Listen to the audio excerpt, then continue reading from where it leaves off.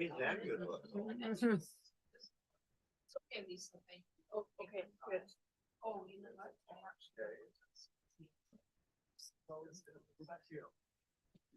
Go ahead. Good afternoon, everyone. I think we're ready to get started here. Welcome to today's Rec Commission meeting. I'd like to begin by acknowledging that we're meeting on the unceded territory of the Comox First Nation, the traditional keepers of this land. Our first item on the agenda today is delegation, but I've been notified that they're not able to arrive until 2.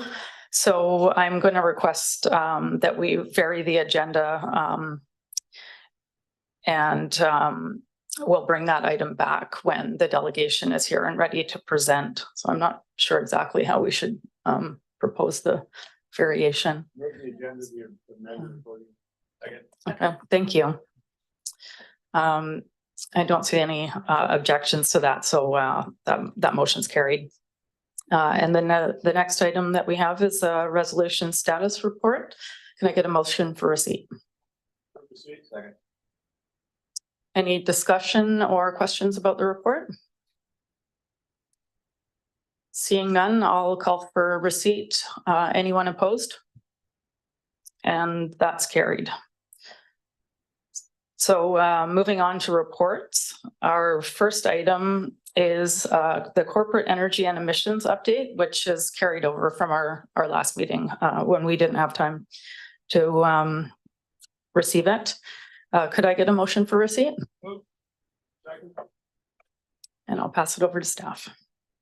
Thank you, Madam Chair. And Trish Morgan, our Assistant Senior Manager of Recreation Services, will be introducing the staff report and the following 2 staff reports as well. So Trish, over to you for the report on the corporate energy and emissions update.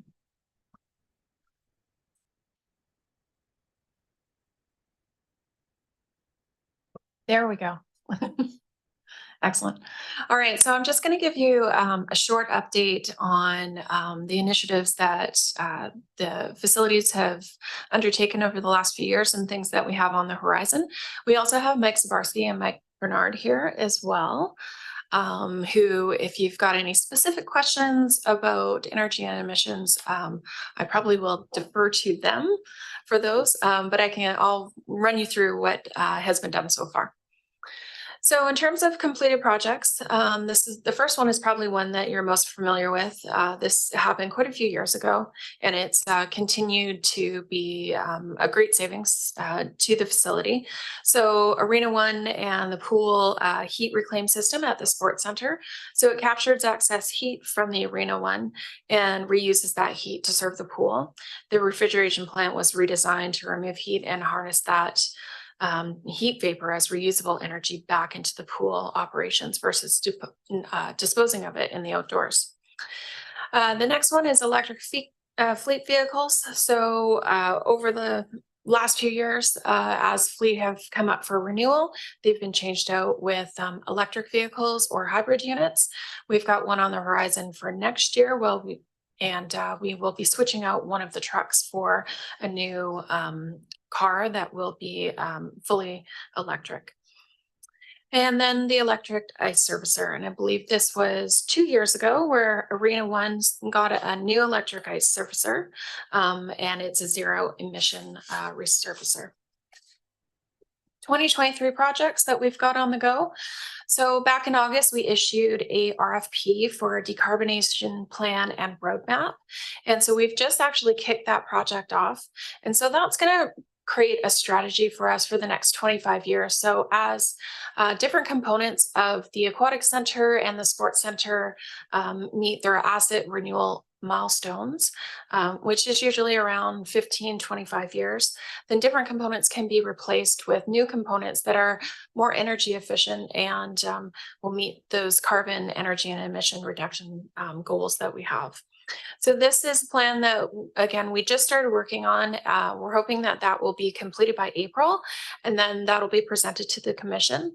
And we're going to integrate that into our long-term capital planning and asset management strategies for the facilities.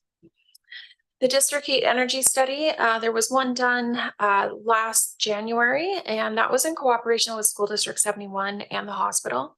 So the hospital produces quite a bit of excess heat energy, and we're looking at if there's a way that some of that heat energy could be stored and utilized for the aquatic center.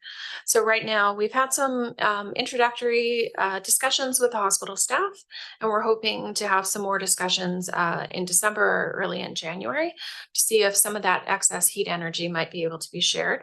And then we can look at what the steps forward would be in terms of engineering solutions to determine if that's possible. And then energy or EV charging stations, they're now installed both at the sports center and aquatic center and also down at the exhibition grounds. So moving forward into 2024 to 2027 and later into 2028, again, I mentioned we're going to be electrifying our fleet further and replacing one of our units in 2024. We're going to be looking into 2027 to replace the last propane ice resurfacer with an electric resurfacer. This year, we started the project to change out the filtration system in the aquatic center. And while that project isn't completely finished, it'll be finished next year because we ran into some supply chain issues. What it will do is reduce our reliance on our boilers, and that's reducing how much gas is having to be utilized. In the future, we will be changing out those boilers with high efficiency units to reduce the consumption of natural gas. And we are working to replace air handling units next year, which we hope will also reduce our energy and emissions. So in terms of asset components that are reaching the end of their useful lives, again, many of those can be changed out with options that will reduce our GHGs. So that decarbonization plan, again, is going to really be key for us. And once we have that, it's going to position us really well to also look to apply for grants like the Green Municipal Fund. And there's a lot of capital grants through that program that will make us more eligible and put us in a better position to apply for those. We suspect too that maybe in the next couple of years, we'll probably see some more federal and provincial grants that'll come out. And again, having this plan in place and a roadmap is going to really position us well to apply for those grants. And that's it. Thank you very much for that report. It's great to hear about the progress that we've made so far and what we have planned coming up for, especially given the impact of the service on our local carbon emissions. So I appreciate what you've provided, and I'm wondering if anyone has any questions or comments on the report. I see Director Jolicoeur has his hand up. You can go ahead. Thanks, Chair, and thanks to staff for the report. Yeah, just a question in the staff report on page 2 on the components of this plan moving forward for the 23-27 capital financial plan. The last 3 bullets, regenerative media filtration, the boilers, and the handling units. You kind of spoke to it in your presentation, but there's no dates in the report. So I'm wondering, yeah, if you just scroll up a little bit, those last 3 bullets there under continuing forward for the 23-27, are there planned dates? The other bullets all have estimated dates. So I'm just wondering if staff can speak to that. Go ahead. Sure, through the chair to the director. So the filtration system was started this summer, and we ran into some supply chain issues, and we couldn't get all of the components in time for the reopening of the aquatic center. So the pumps were replaced, but the filtration system will be fully operational next summer. In terms of their handling units, we are planning for replacement of those in 2024. And I believe the boilers we're looking into 2025 for those. Great, thanks. Thanks for the question. And next up, we have Director Arbor.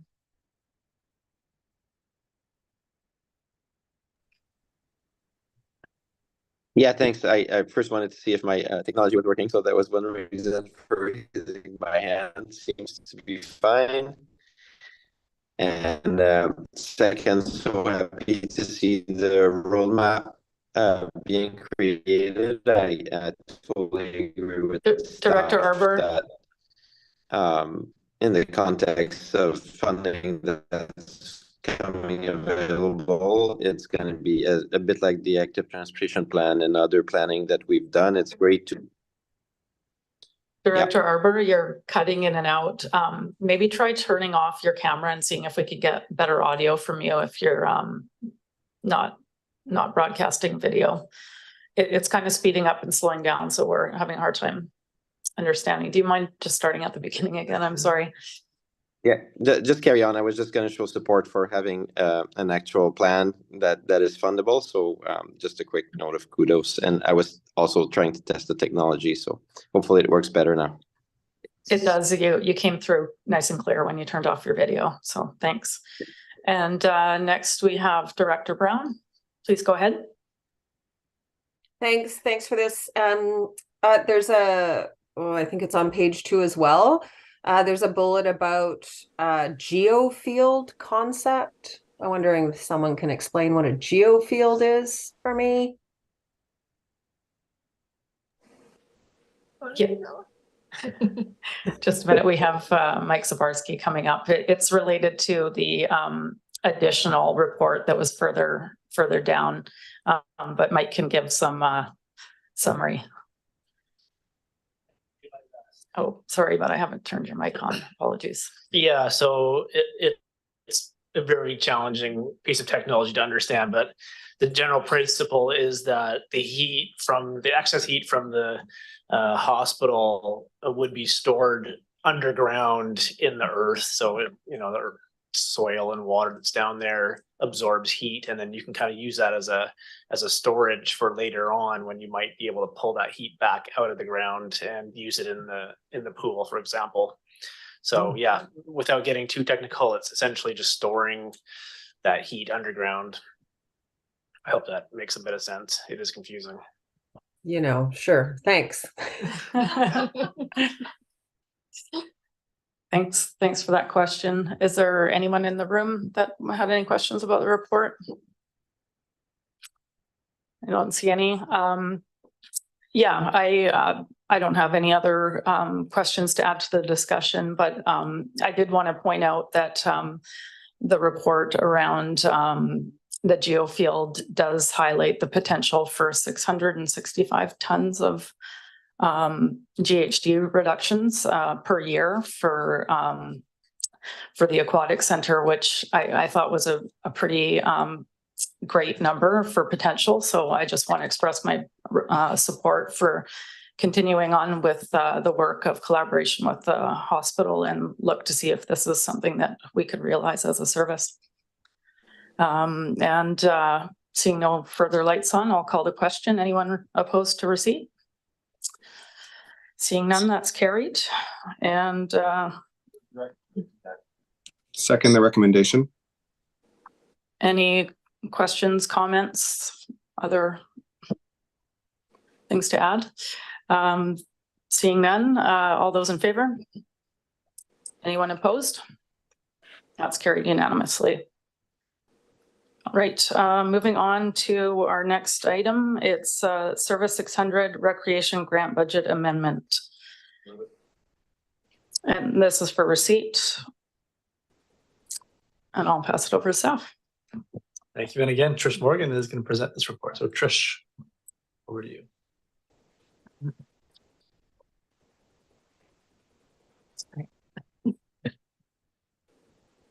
All right. So just a little bit of background. We just got 3 short slides on this one. So back in February, a new sports field strategy was presented to the commission for consideration. The strategy made a number of recommendations, including developing a new approach for sport field bookings and allocation based around clear standards of play, and creating a new streamlined and cohesive sport field system in the region through aligning planning and policy by shifting bookings and responsibilities to a single entity. So that's been discussed among the recreation leadership team. And going forward, the city of Courtenay has stepped up and said that they have offered to be willing to lead this project, and has requested that the Comox Valley Regional District provide a grant of $35,000 to fund a consultant to assist with the development of the booking policy and system. The city is requesting that the grant be allocated as soon as possible so work can commence immediately and be completed prior to the completion of the new artificial turf field if that moves forward. The outcome of the project will include the creation of a central booking system with standardized fees and charges that are equitable and transparent, and alignment of sport field allocation based on standards of play that are aligned with Sport for Life's long-term development model that each national sport organization in Canada strives to follow at provincial and local levels. And that's it. Thank you very much. Looking forward to seeing this move forward. Does anyone have any questions? I can't see this. Oh, there we go. Director Hillian. Thanks, Chair. I'd like to speak in favor. I'm always in favor of the regional district giving money to Courtenay. But I can't remember if I saw this in the report or not. As we move towards a standardized approach to bookings with a one entry system, which I think is a great idea, are we harmonizing the rate structure between the fields in the various jurisdictions as well? Through the chair to Director Hillian, that is my understanding, but Susie is here also to answer questions if so needed.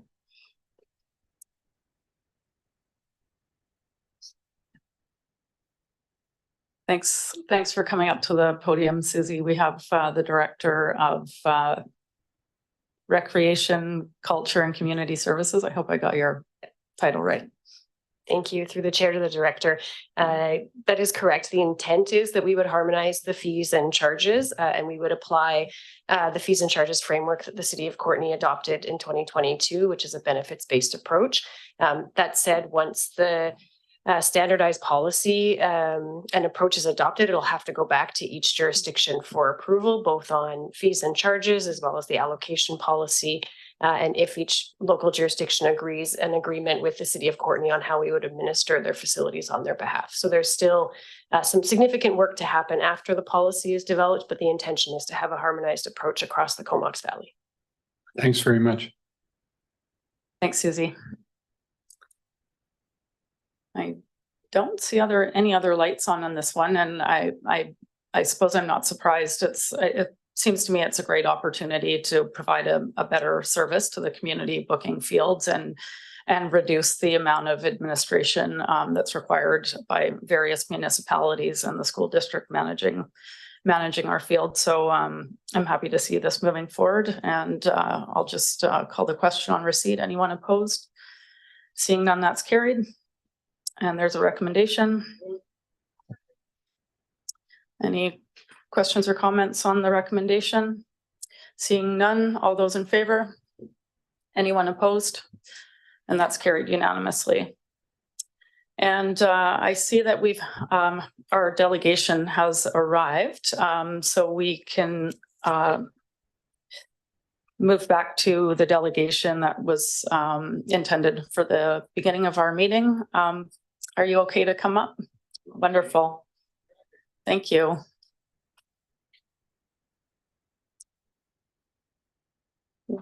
Welcome, Twyla. Sorry about the crossed wires on the timing of the meeting today. Apologies for that. Please go ahead. Is there a clicker to change the slides? That's a good question.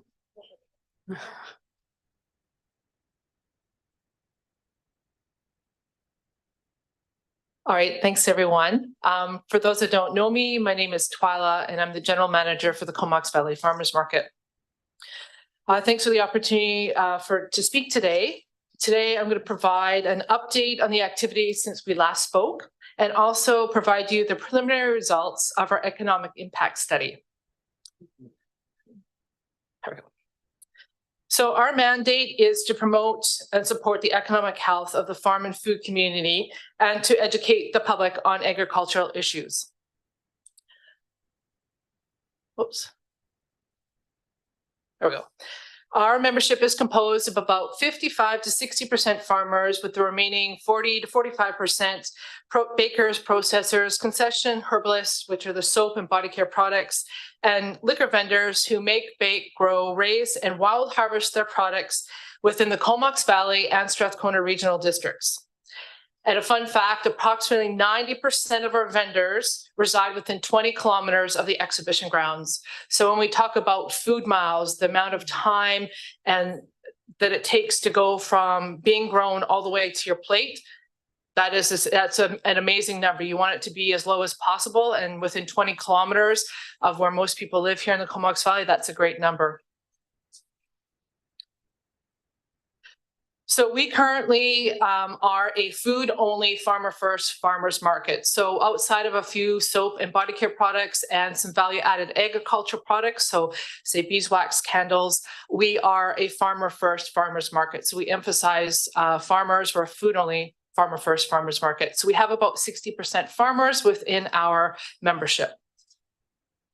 We currently operate 3 markets. We have a Saturday market, which is year-round. There are 2 locations. We're at the exhibition grounds roughly from mid-April to mid-October, and we're at the Native Sons Hall, where we're currently at, from about mid-October all the way till mid-April, depending on when Saturdays falls. We also have one in downtown Cumberland, and we have a market in downtown Courtenay as well.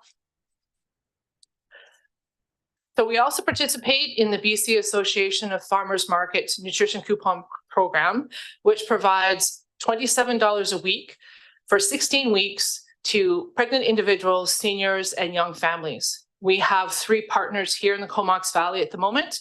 We partner with Comox Valley Healthy Families, the Mikisew Media Association, and the Upper Island Women of Native Ancestry. And they focus on most of these groups, although seniors at the moment are a little underrepresented, but we're working on additional funding to boost that. In addition, our Healthy Families partners with School District 71, the Immigrant Welcome Center, the Wache Friendship Center, and Maple Pool Campground. So we're trying to get as diverse a group as we possibly can. In 2023, although we're still not quite at the end of the season, we finished on December 18th, so we still have a few more coupons to come in. We're sitting at about $78,000 of food that's been able to be purchased by over 150 families here in the Comox Valley, Cumberland, and Courtenay, as well as across Vancouver Island. So when markets close, say in Campbell River, Port Hardy, they're usually more seasonal markets, so they close in September. Those participants can come down to our market or any other market across BC that accepts the coupons and spend them. So typically we tend to get a little bit more than 100% sometimes of redemption because we have people coming down from other markets that close early. And since 2018, we've been partnering with Lush Valley on our farm gleaning program. And the purpose of this program is to increase the impact of local growers by supporting members of the community who often lack access to fresh local food. So far, we don't have the numbers for 2023, but we're over 5,000 pounds of fresh fruits and vegetables that would have otherwise been composted or thrown out that have now since been redistributed.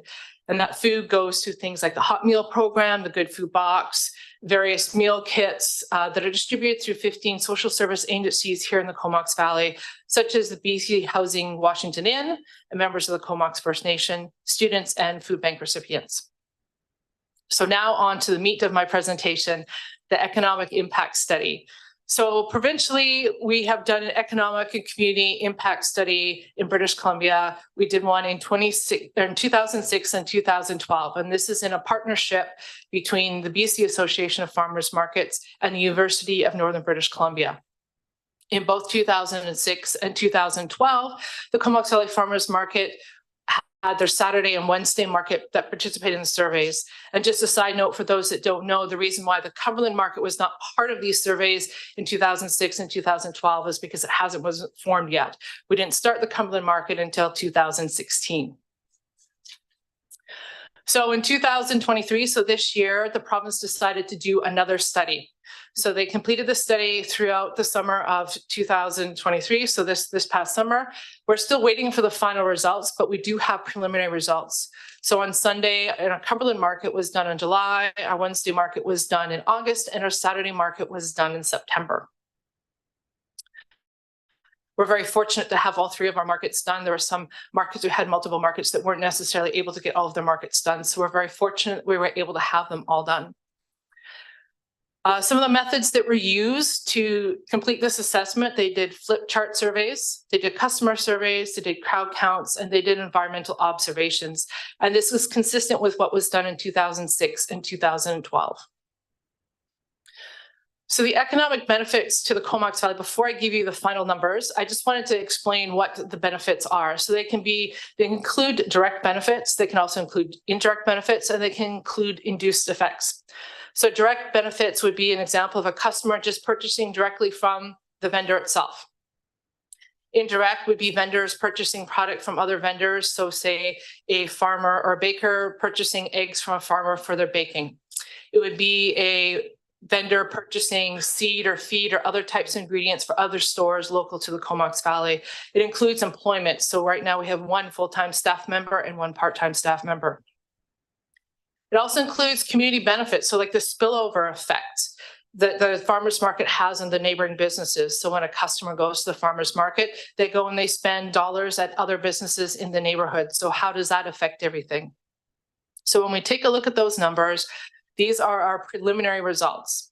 So the combined, so I wanted to reiterate that this is the combined Saturday, Sunday, and Wednesday numbers. So for all of the Comox Valley Farmers Market, the combined estimated economic and community benefit of the farmers market to the Comox Valley is $9 million annually. So $9 million is our economic impact to the Comox Valley. Through that, we had an estimated over 4,000 customers on assessment day. We had over 500 visitors that participated in the study. There was 19% identified themselves as day trippers and tourists, and that varies depending on which market was at. Some markets were a little bit higher, some markets were a little bit lower. On average, customer spending at the Sunday market was $27. The average one for Wednesday was $17 and Saturday was just over $50. And 39% of all respondents that visit the farmers market visit regularly or frequently, so 2 or 3 times a month. So we take out just the Saturday portion of it. So our Saturday market again is at the exhibition grounds and at the Native Sons Hall. The estimated combined economic and community benefits of the farmers market to the local economy is $7.6 million annually. So that's $7.6 million. Estimated number of market customers on assessment day is close to 2,500. There are 382 visitors that participated in the survey, and the average customer spending was $50.35. And 47%, so nearly 50% of the survey respondents shop weekly or regularly at the market. So it's important to note that these are just preliminary numbers. There will be some changes as we get in additional surveys, and that report should be coming out in the next month or 2. If we just look at the exhibition grounds itself, I don't have an exact number, but we know from our collecting the data that we have that approximately 70 to 75% of our market sales happen at the exhibition grounds. So approximately 75% of the $7.6 million happens at the exhibition grounds. And that study just is where we will have our final results come out soon. There could be a few other factors that come in there, but those are kind of the rough numbers. Another thing to consider is once we get that final report, then we can compare the 2016 numbers, or sorry, the 2006 numbers and the 2012 numbers to kind of get an idea of what's been happening over the years. Right now, there's no direct comparison where we'd be comparing apples to oranges. And once we get the numbers back, they're going to have some factors in there to account for things like inflation. So we're able to compare apples to apples and have a better idea. So once we get those final numbers back, we can have a final report to get an idea and a comparison of what's been happening.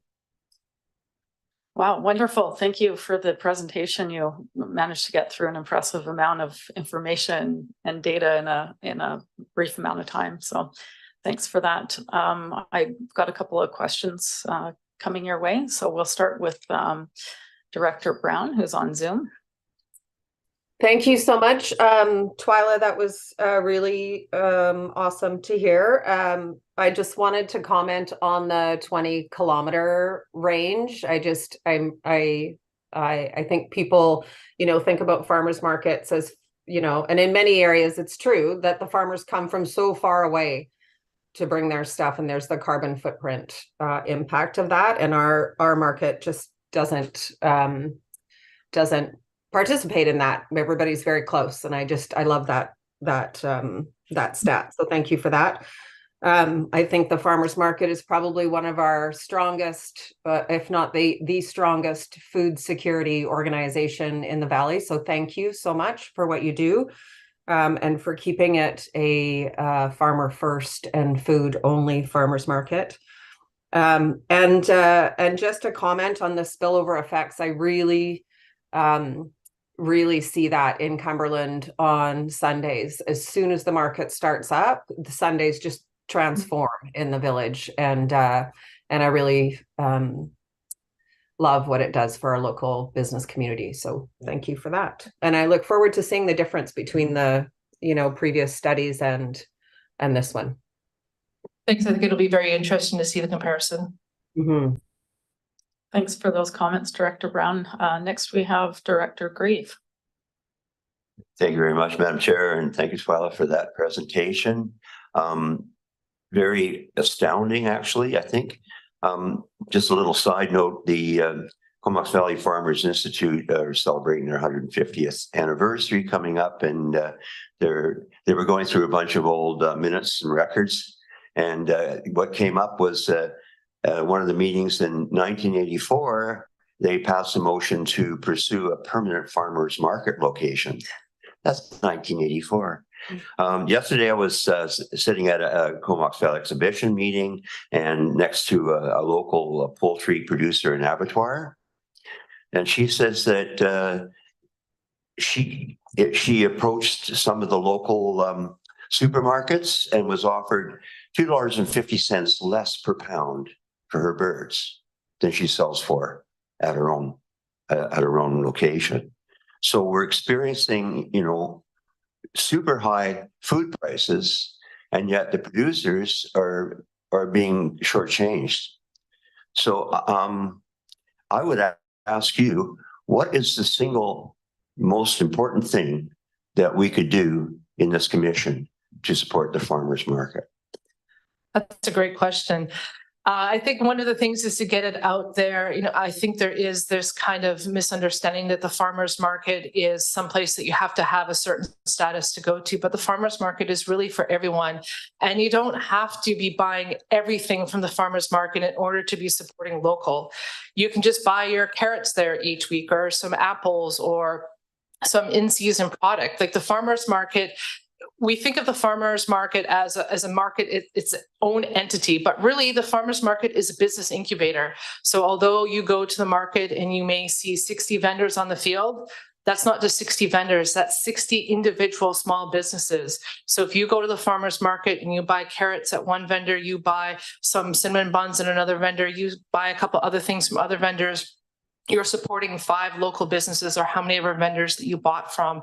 So I guess looking at it, getting the message across that the farmers market is for everyone. You don't have to do it all at once, and you're supporting more than just the farmers market. You're supporting the vendors that are there that are small businesses. And like most things, if you don't buy it, the farmers aren't going to grow it. So, if we want to have more variety, we want to have food security in the Comox Valley, we want to be able to grow as much food as possible, then we have to start now. We can't say, well, 3 years from now, why is there not enough carrots at the market? Well, we need to start growing that now, because the farmers aren't going to grow the carrots if there's no one to buy them. So I think those are a couple of the key messages that we could help get across. That's great. Thank you. And Director Kerr. Great, thanks, Twyla, for the presentation. Just thinking about Comox and the need for that we hear from our residents. It'd be great to have a farmers market maybe once a week, or at least during the summer in our neck of the woods. I know there's been some discussions between the town and the farmers market and some other third parties. I'm wondering if you have any updates on the chances of us bringing a farmers market to Comox next summer. It's something that we're definitely looking into. We're just looking at capacity right now and being able to do that. Capacity as far as staff and capacity as far as vendors. We took a big hit as far as vendors during COVID, as far as vendors deciding that maybe this is the time to retire or changing business strategies, but we are working our way back up. We're almost back at 2019 numbers. So I'm hoping that we can make it a reality. It's just trying to work out a few more things on our end. Thanks everyone for the discussion and, oh, I'm sorry, I didn't see your light on. Director Morin, go ahead. I just put it on. Thanks so much, Twyla. Yeah, just adding to Director Kerr's comment, are the vendors ever surveyed in terms of those kind of questions around availability for markets? Because I would think that if you add another market, then that's another day away from the farm or the production area.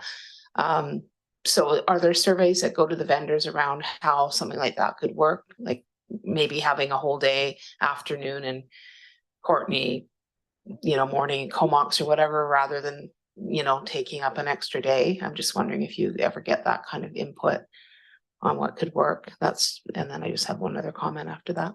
Yeah, we do regularly touch base with our members. We have our November general membership meeting coming up this week.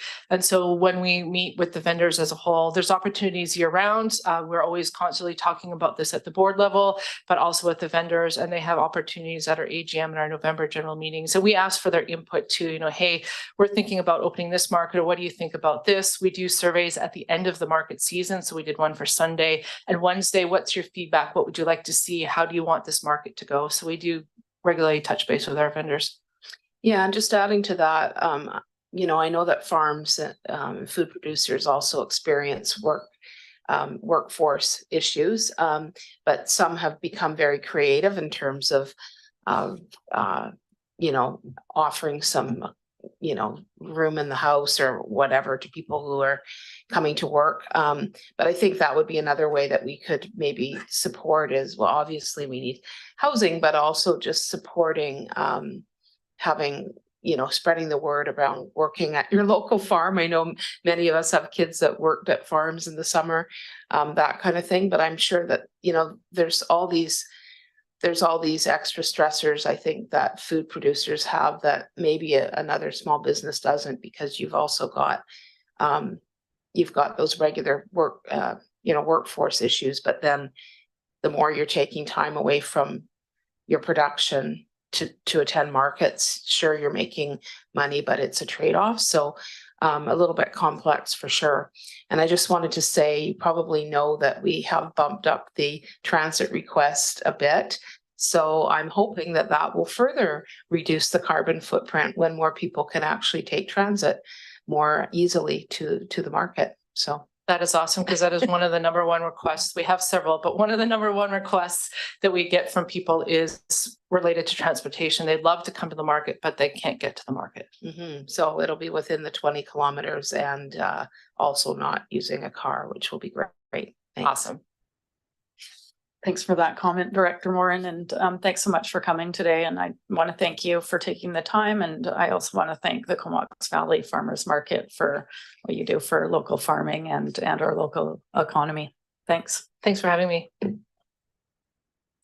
All right, back to our regular scheduled programming. We're on our final item, the artificial turf field design and borrowing options. And I'll pass it to staff. Thank you, Madam Chair. And again, Trish Morgan will be presenting this staff report. And as well, you've got Jennifer Zabinden and Doug DeMarzo and others here who can help with any of the discussion and dialogue after the presentation. So Trish, over to you again. All right, so while Lisa brings that up, just want to note that we'll have Blair Buthnot, who's with Binney and Associates, join us at 2:30. He's in another meeting. But they're the lead consulting firm that's been helping us with the designs. So if you have any very, very technical questions, I'll do my best to answer them. But Blair really has a pulse on the designs and the trends that are going on within this this kind of field.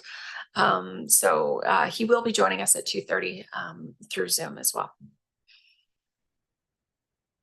So I'm going to lead you through the 4 designs first, then we'll talk about bylaw amendments and then borrowing options. And I do have some extra slides at the end if we want to key in on particular items that were also in the report. And I know the report was quite lengthy, and I look forward to the questions at the end.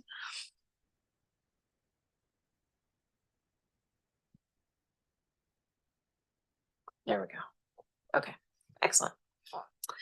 All right, so to start off this project, we started on September 25th, where we held a meeting with representatives from a number of sport field user groups to gain an understanding of their sport specific needs and to learn what's working well and what can be improved with the current artificial turf field. So that can be considered as we look at a design of a new field.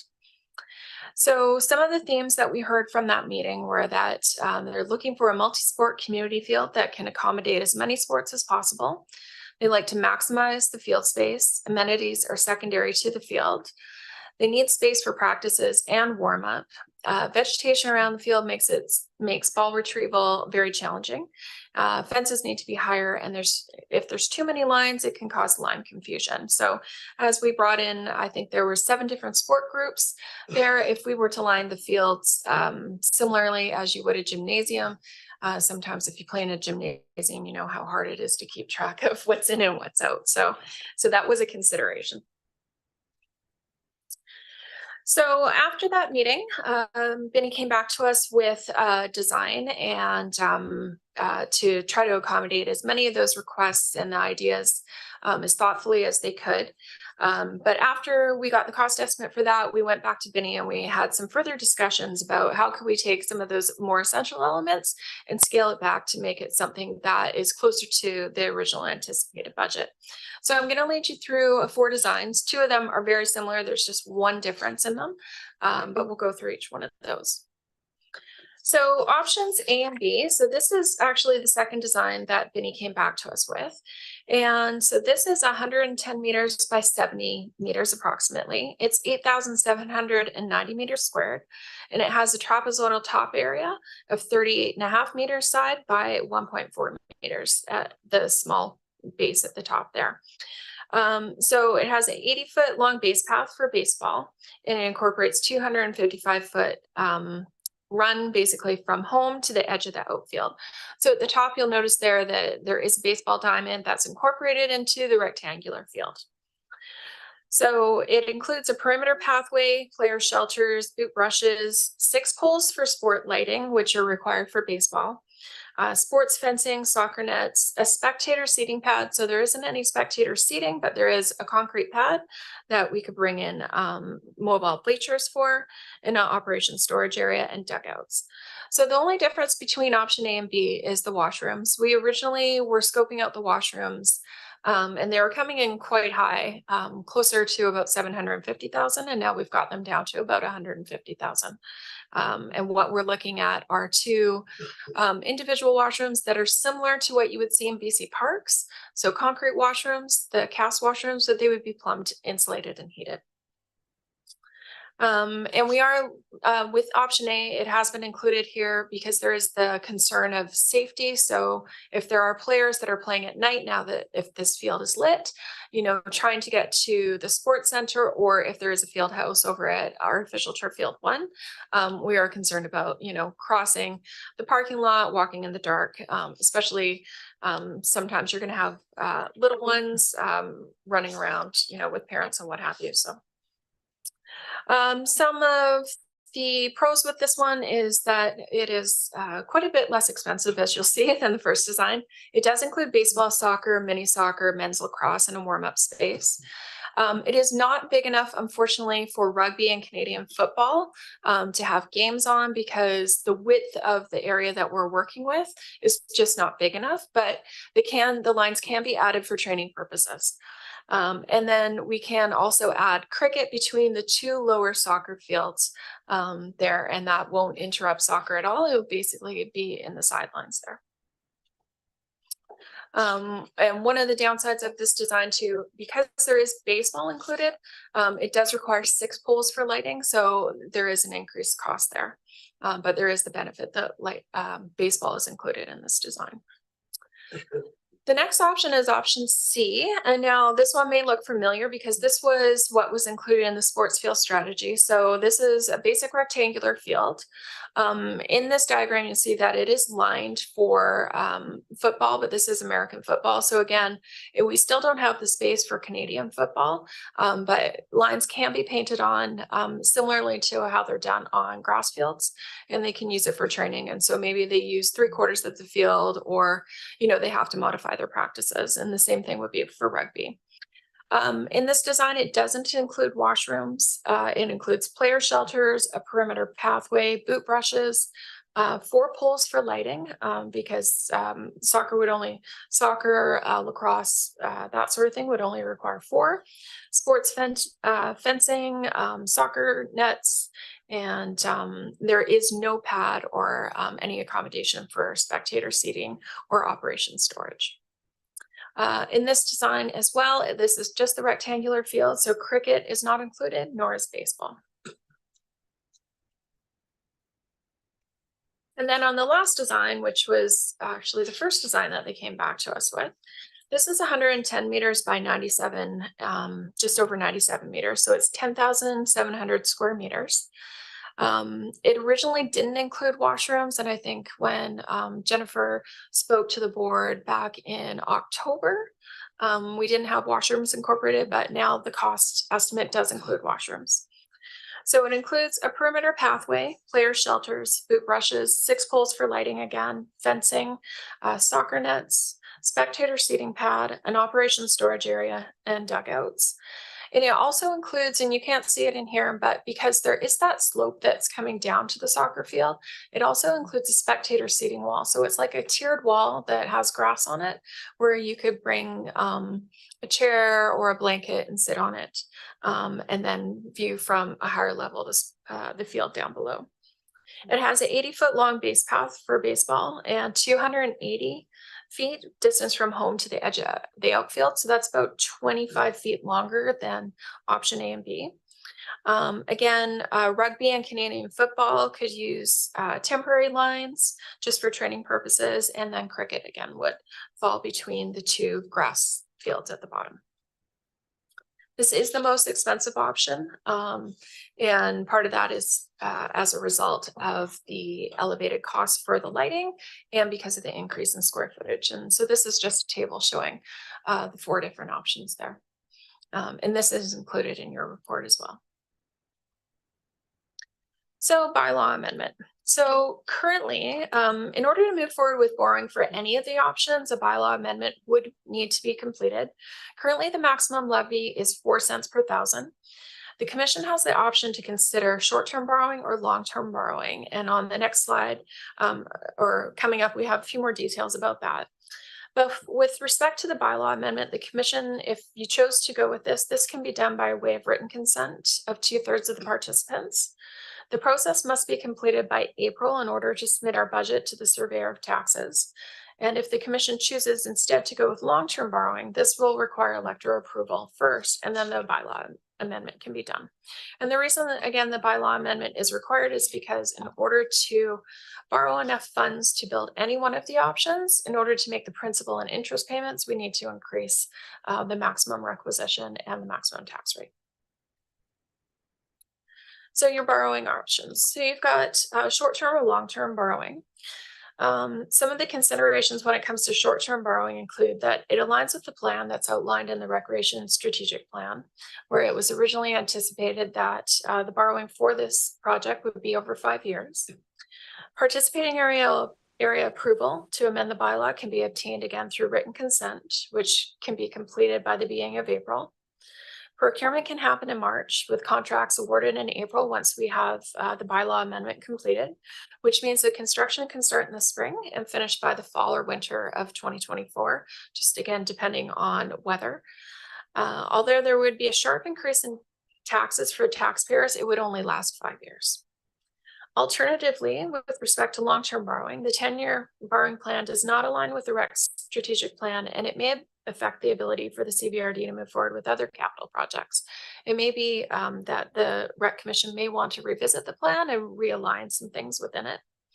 If the commission decides to go forward with long-term borrowing, then elector approval, like an alternative approval process, would be required. And this can be a lengthy process. So we've looked at some of the dates for that, and we feel that it would be likely that we wouldn't be able to wrap up that process until sometime in the summer of 2024, maybe June or July. And a result of that delay would mean that construction would not be able to be completed until spring of 2025. And then the last consideration with this is that as the project continues into the next year, we could see cost escalations of 7 to 15% on different items. So it could be on the turf, it could be on labor rates, equipment rates, things like that, or materials. So that is one consideration for the commission. On the next slide here, this is just a graph showing the difference for an example of the difference between borrowing $5.2 million over 5 years versus 5.2 over 10 years, and what the estimated property taxes are on an average home of $800,000.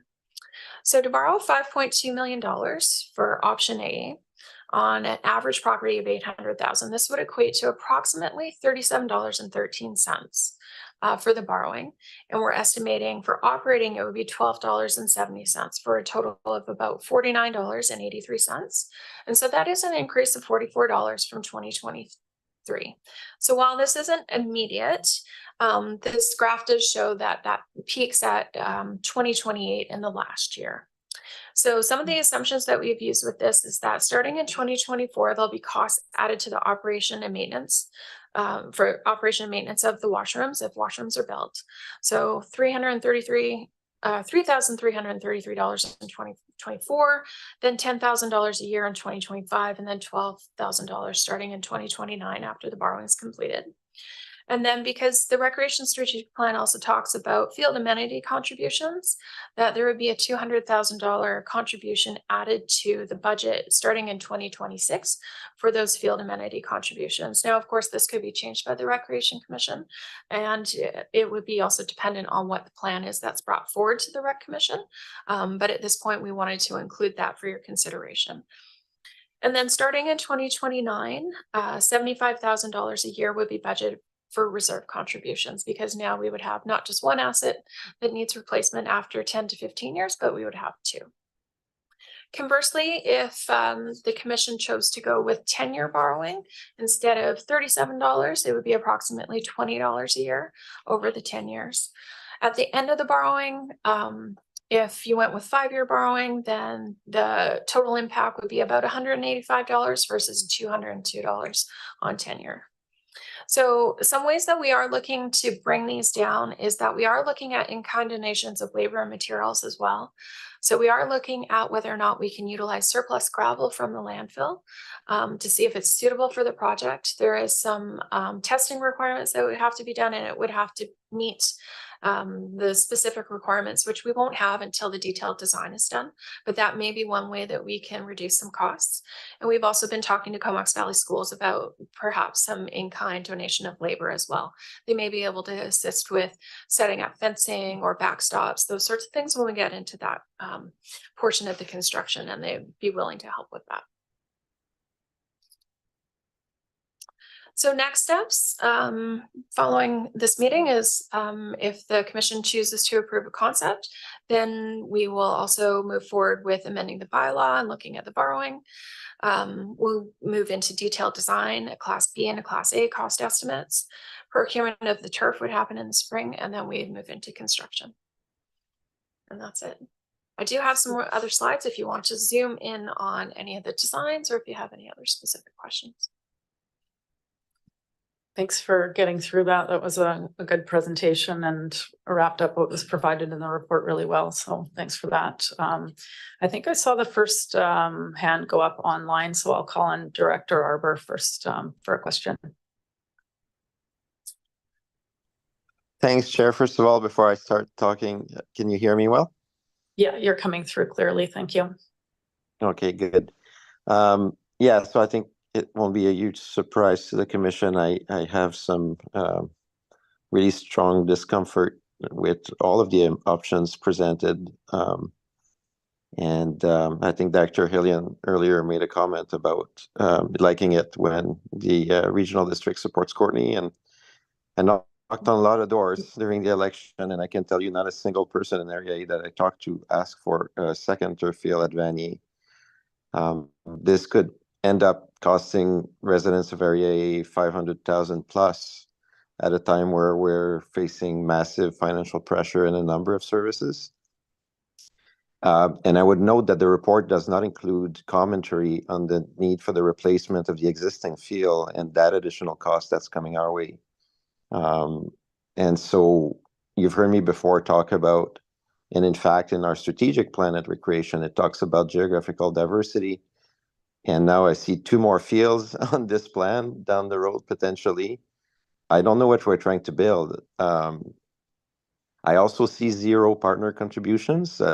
If you look in Europe, how soccer clubs developed, it was through selling memberships, creating a team, selling tickets, et cetera, et cetera. Most of those clubs did not see their fields being built at 100% cost to their local governments. I also see 0 grant or 0 grant potential on this. So all I see is us not being fiscally responsible, and I'm opposed to any of the options. Thanks, Chair. Thanks for those comments. Does staff want to respond to the comment about the existing turf replacement? Through the chair to the director. So we do have an agreement with Comox Valley Schools that when it comes time to replace that field, that it is shared cost 50-50. So with the reserves that we have now, if we continue on our path, even if we don't build another field, we'll be well positioned to replace that field when it comes due. Now, normally fields are replaced at 10 years, but Benny has expressed to us that because of the good maintenance that has happened on that field, that it really does not have to be replaced until at least 15 years. And we still may even be able to get a few more years out of that. So thanks for that information. I think we have Director Hillian first in line. Everyone moved, so I'm not confident I got it right. Thanks, Chair. Thanks to staff for the report and the presentation. I did want to ask about the washroom situation. We know that Comox Valley United Soccer Club had come to us several years ago wanting to build a field house near the existing turf field. This was before this plan had developed, and there's a $115,000 grant that's been allocated for that purpose, along with them raising money using in-kind labor donations and such. And that does involve washroom facilities. So is the plan that would still go ahead? And does that mean that we would have washroom capacity basically at both fields? And has there been any consideration about whether or not we could economize by creating one washroom and change facility? certainly through the chair to Director Hillian. So we have had some cursory discussions with Comox Valley United Soccer. They're still interested in building the field. However, they want some certainty about whether or not they'll have a substantial allocation of time.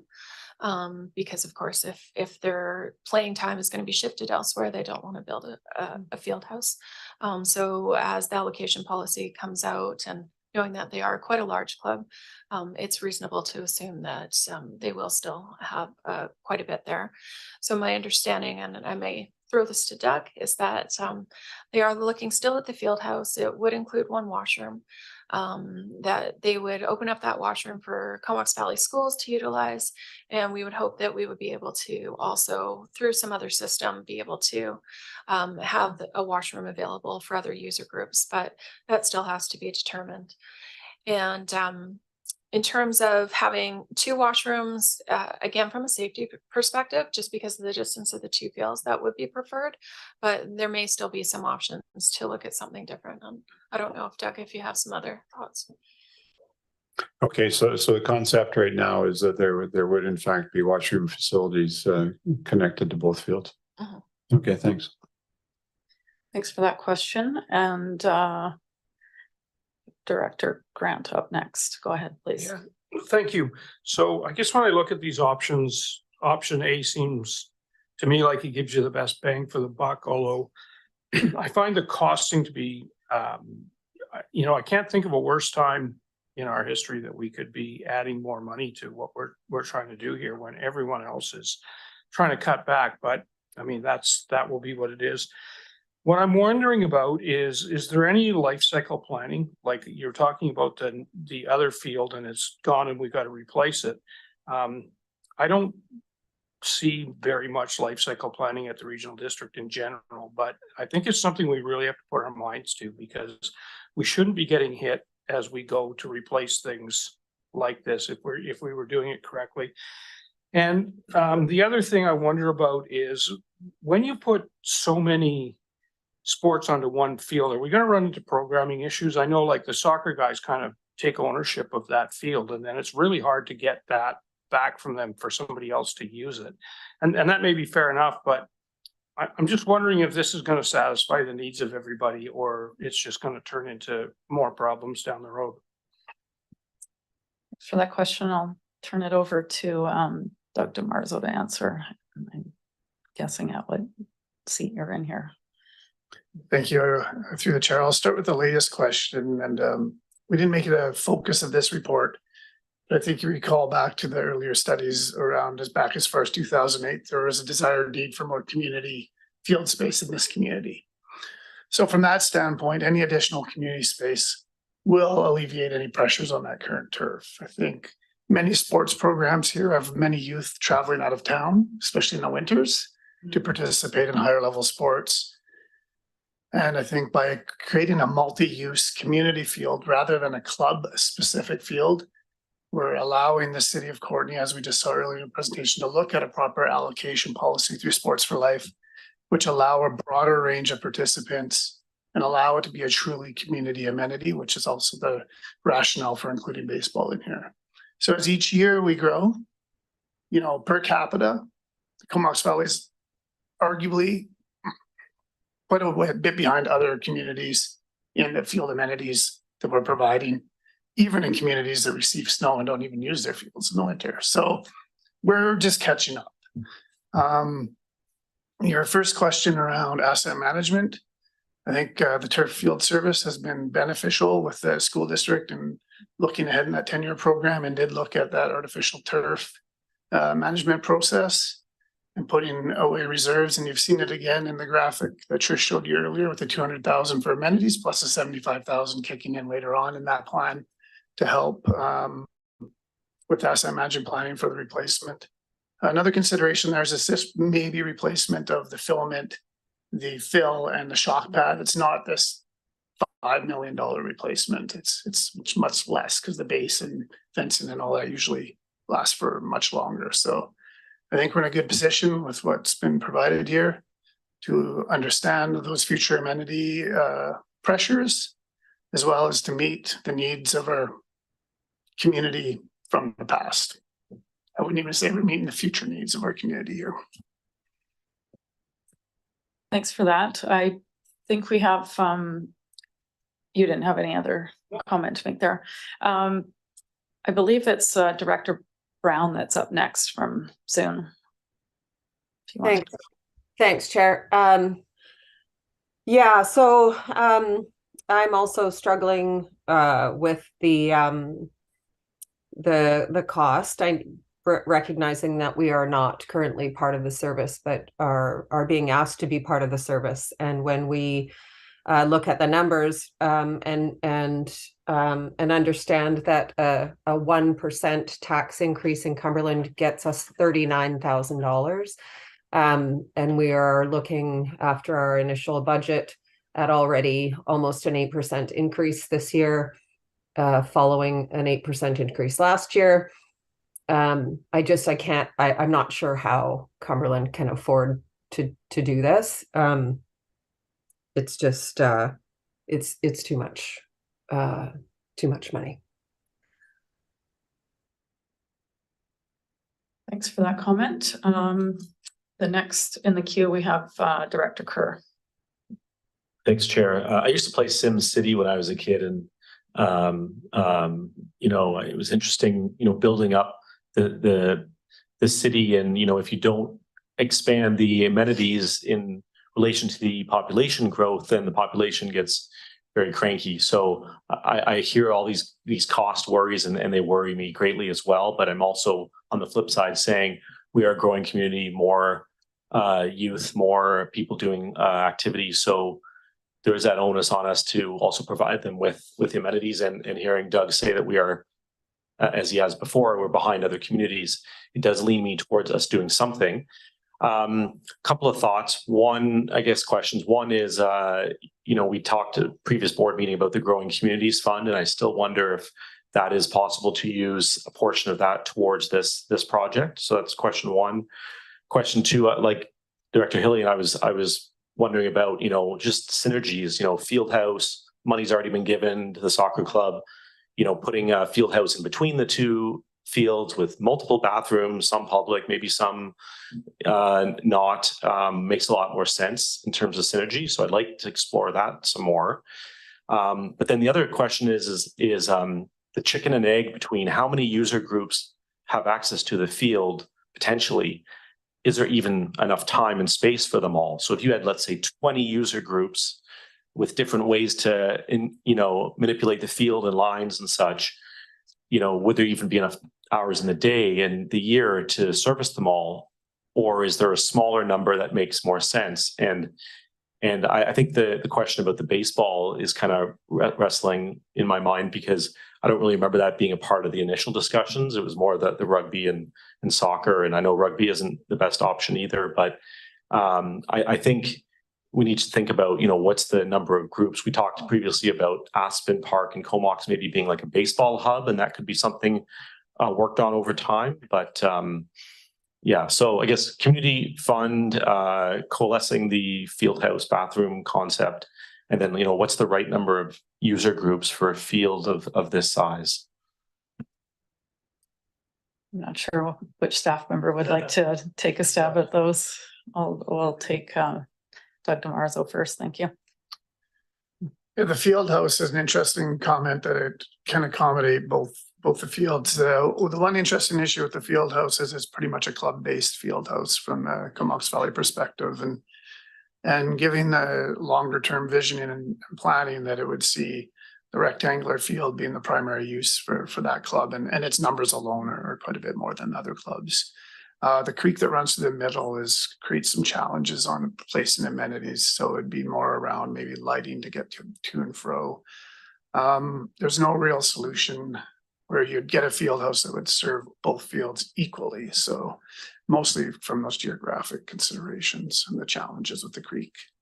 I think it's indicative that you talked about the amount of allocation and use, which comes back to that idea of keeping the one field very community focused and allow that growth to happen in time and over time, and allow the proper winter programming to be on there.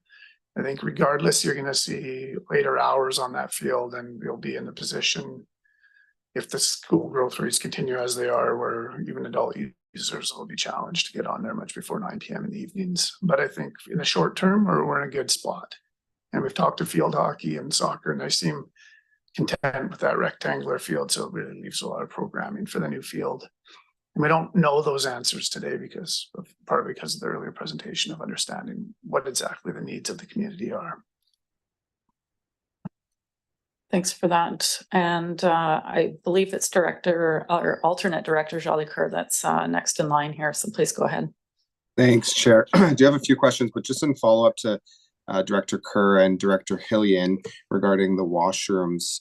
I think staff's response, I guess a little curious, a little concerned in terms of the soccer club stating that they're still waiting to decide if they're going to build it at Vanier. I just want to understand, I understand that part correctly, because my understanding is the commission providing 115,000 to fund the construction of a field house was specific to Vanier and not specific to the club.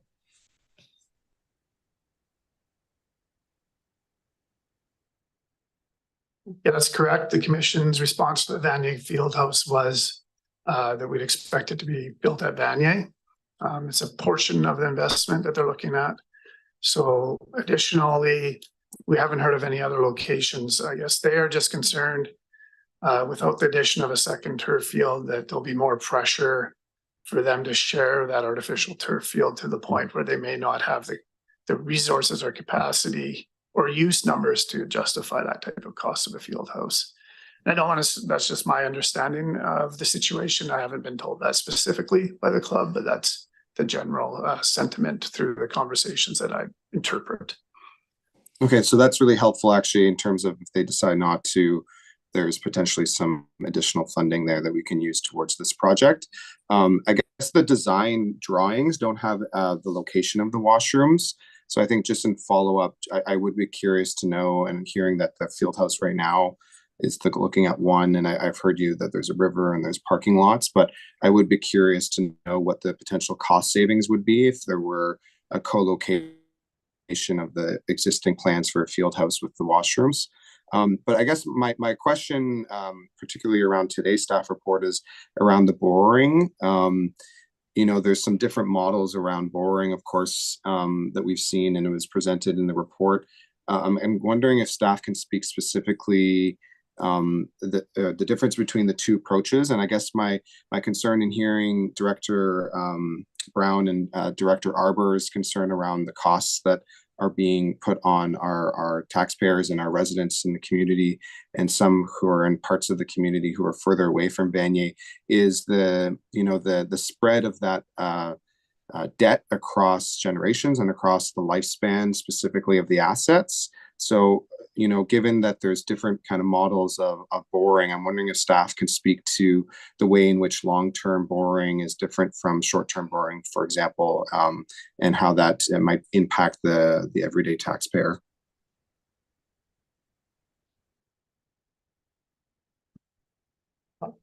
Did you want to take? Certainly through the chair to the director. So 5-year short-term borrowing is just that, it's 5-year. You don't need approval from the electors to do it. We would need approval from the participants. In this case, if you went with option A, which is the rectangular field with baseball, it's the $5.7 million field where we would be borrowing $5.2 million. The average cost to for average taxpayers, it would be about $37 per year just for that borrowing. Now, if you went with 10-year borrowing, anything that's long-term borrowing greater than 5 years requires elector approval. So that could be sought through an alternative approval process, or it could be sought through an assent process. I think Kevin's got some other things he's going to say. So we've calculated that out over 10 years. So to not stretch the life of this out too long, because typically, again, the replacement of a field may happen at 10 years. We've been very lucky because of the maintenance that our current field would take longer than that. But typically you don't want to extend the borrowing out longer than the life of the asset. So just also add that we're following the Recreation Commission strategic plan and the goals of having that 5-year input, and then being able to look at other community needs that may or may not be identified in the future around other amenities that have been desired from this community. Yeah, thanks for that additional context. Kevin, did you want to add anything? Thanks, through the chair to the directors. Yeah, I mean, I'll just certainly echo what both Trish and Doug have said. This is really about looking at the entirety of the rec strategic plan and looking at how we fund this in relation to the number of other proposals that were included in that plan, and just making sure that as we look at the types of borrowing you take off and the timing of when that lands, how we can position that to obviously look at a reasonable debt load across the service and to the ratepayers. And absolutely, I mean, while the 5-year debt would certainly not follow the full life cycle of the asset, it's really being looked at in the vein of those other projects when kind of settling on this type of model. Thanks for that. Yeah. And if I could as well, just to maybe respond to the question with respect to the growing communities, as the directors around this table may be aware, so staff are preparing a report to come back to the board on December 5th with respect to the remaining 1.6 million in unallocated growing communities funds. This is a project we are considering as part of that report. So I guess all I can say at this point is stay tuned for December 5th when we'll be bringing that report for discussion and the board's deliberation around the remaining allocations of that fund. It's helpful to know. Thank you. Chair, can I have a follow-up on that question, on the feedback there? Yeah, please go ahead. Yeah, I really appreciate that. Thanks for all the answers. I guess, you know, if we zoom out to the larger recreational strategic priorities, and I think in one of the slides, it had the timeline for all the projects. I think the next one was the full surface ice rink at, I think, estimated at 16 million. You know, the question for staff, from a borrowing perspective, is it best practice to do short-term borrowing on a smaller cost like the turf field, which is 5 million plus, versus a larger project like the ice rink, which is 16 million plus? Like, can you speak to, you know, if there's any best practice around short versus long-term based on the total cost of a project? Fair to Director Jolicoeur. So yeah, I mean, you know, coming from my background, when I did commercial lending, we always look at life of loan and life of asset. So that's certainly, you know, in a simple form, what you would often look at. But of course, you also have to look at it within the broader context. And so the reason this is again being proposed on the short-term mechanism is to enable to then look at those broader projects over the longer term. You know, and then looking at kind of how that fits into the overall debt servicing capacity within this particular service. Yeah, I'm not sure if that fully answers your question. I'll just add a little bit to that. The plan in front of you and the plan developed by the Recreation Commission in March or April really looks at that dollar window of between $30 to $50 a year. And in order to achieve that, we feel that the turf field, it could be done within that 5-year window. And then if those decisions are made about those longer amenities and larger borrowing, it would still hopefully stay in that $30 to $50 a year impact to the taxpayer. But it would roll into that 30-year debt term. So then you're not accumulating the turf field on top of those other ones that be completed. So it's looking at that window of opportunity and reasonableness of expectations to continue to see your recreation amenities serve the community and grow with the community if that's deemed the path forward. It's really helpful. Thanks. Thank you. Director Grieve.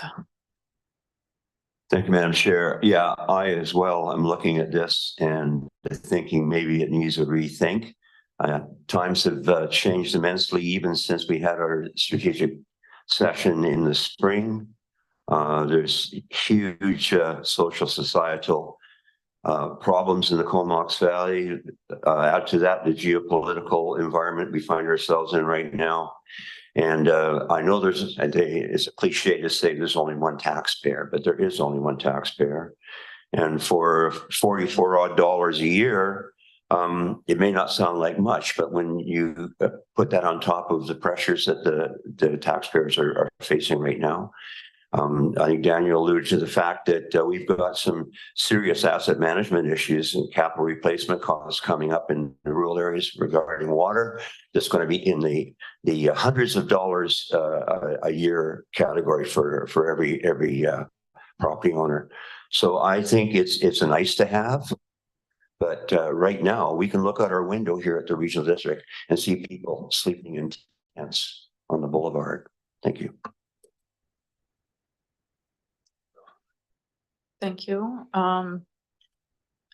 There are some hands up online, and I'm not sure if that's second speakers or if they weren't taken down. I'll call on Director Grant first, and then I'll wait and see if those hands stay up. Sure, thank you. So I'm reading our recommendations. I just want to be sure that I understand the process here. If we were to pass recommendation 1 and pick option A, we're simply just picking which one we think is the best. Number 2 is about a borrowing, but number 3, we would be increasing our tax value on land. But this is not saying that we're approving this. I guess I'm intrigued enough with this because I know that there's such need out there but I'm really unconvinced about the value.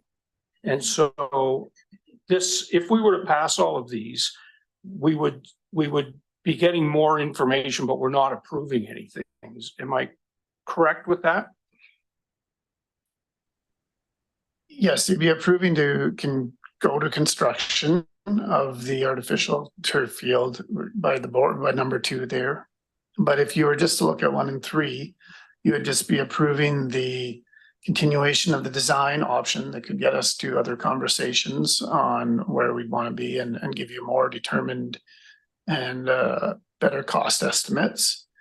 And number 3, looking at the maximum tax rate would allow you to then budget and borrow to achieve that objective. So if you look at it from that standpoint, that is one way to look at it. With the number 2 included, you're looking at the 5-year short-term borrowing to fund the construction of the artificial new turf field. And I hope I've read this correct because I see Kevin getting up, so I welcome his comments.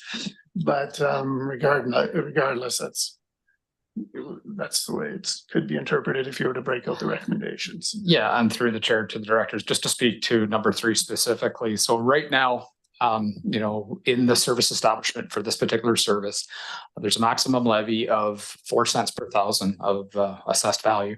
What that equates to in 2023 dollars for a maximum requisition we could requisition to is about 984,000. We currently requisition about 193,000 annually in this service. If the commission were to endorse option A, looking at the fulsome costs associated with that based on the current participant mix, the maximum requisition being proposed in number 3 is what we would require that requisition to be lifted to in order to meet the full costs associated with the borrowing plus the additional operating costs that are being proposed starting in 2026. So that's really what number 3 is to provide the means that if the commission were ultimately endorsed to go ahead with this project, we'd have the ability within the service establishment to proceed. Thanks for that. Okay, I still see hands up online, so I'm just going to let everyone know we are running out of time, and we can go a little over. So thank you, Madam Chair. So the board meeting is scheduled to start at 3 o'clock. And if the commission here is interested, I would suggest that you adjourn this meeting, convene the board meeting and adjourn that right away to then pick up the board meeting later on. That would allow the rec commission to come back in order at 3:01. If that makes sense. So if this commission wants to carry on, then I would suggest you adjourn for a 3 o'clock start to the board meeting and immediately adjourn that to come back to the commission meeting. Okay, that makes sense. Should we carry on the discussion for another 5 minutes and then just do a quick adjournment? If that's where the commission's at, sure. Okay. I believe it's Director Arbor has had his hand up since he last spoke. So please go ahead if you wanted to speak. Yeah, thanks, Chair. I took it down momentarily and then put it back up. Yeah, thanks. Good discussion. I guess, when we talk about meeting growing demand in the Comox Valley, for me, with 500,000, that would be the contribution of Area A or whatever it is, somewhere in that range. I could probably upgrade some Class D fields to Class B fields in Fanny Bay and Union Bay and Royston. And for me, that would be another way to meet the growing demand in the Comox Valley rather than to provide another very expensive facility that has a 10-year lifespan. So that's kind of how I'm looking at things. I do have a question about the electoral assent for borrowing, and you say it needs the consent of the participant. If one participant does not provide the support, what does that do to the process? I don't want to be the downer in the room. I realize I am on this issue, but I'm looking for any alternative so that everyone's need might end up being met at the end. Thanks. Thanks for that question. I'm looking to staff to see who wants. You kind of had to. I respond to the first piece around upgrading fields. There is that possibility, and that's kind of what the community amenities plan sees, but I think it's important. I don't mean to reflect back on the previous conversations, but as a reminder, where we're looking at the health and wellness of the community in the winter months and providing an opportunity for children and youth and adults to recreate in their community sports, which is led by a lot of very volunteer organizations here that have passion for those sports, allowing them to be out communicating and playing in the fields and in our community in the winter, as opposed to maybe being sitting at home or stuck in another situation where we don't have other amenities or avenues for them to necessarily be participants in the community. It's important to think of that health and wellness perspective here as well in the winter season and providing those, continuing to provide those opportunities for our community. Can I have a quick follow-up on that? My question was about the electoral assent, but Yes. but at the same time, I would say that many kids move through different sports throughout the year and may move to mountain biking and other activities in the winter months. So soccer as a year-round sport would be, is a novelty in these parts. I don't know about mountain biking in the winter personally.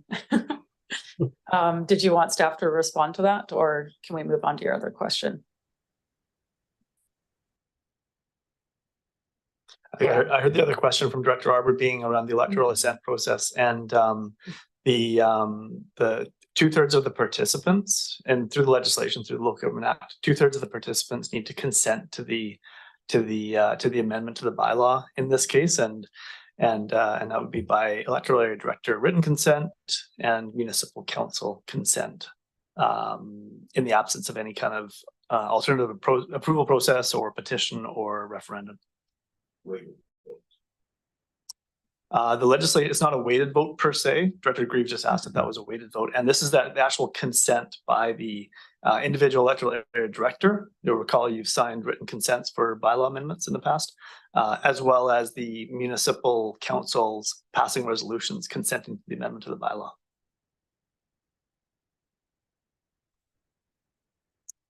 Does that answer your question, Director Arbor, or did you have a follow-up? I see your hand still up. No, it does. Thank you very much. Thanks. We still have plenty. Yes, thank you. I was going to ask for that. So we have a motion to adjourn. Seconder, thank you. And then we'll reconvene in a few minutes when we're finished the process.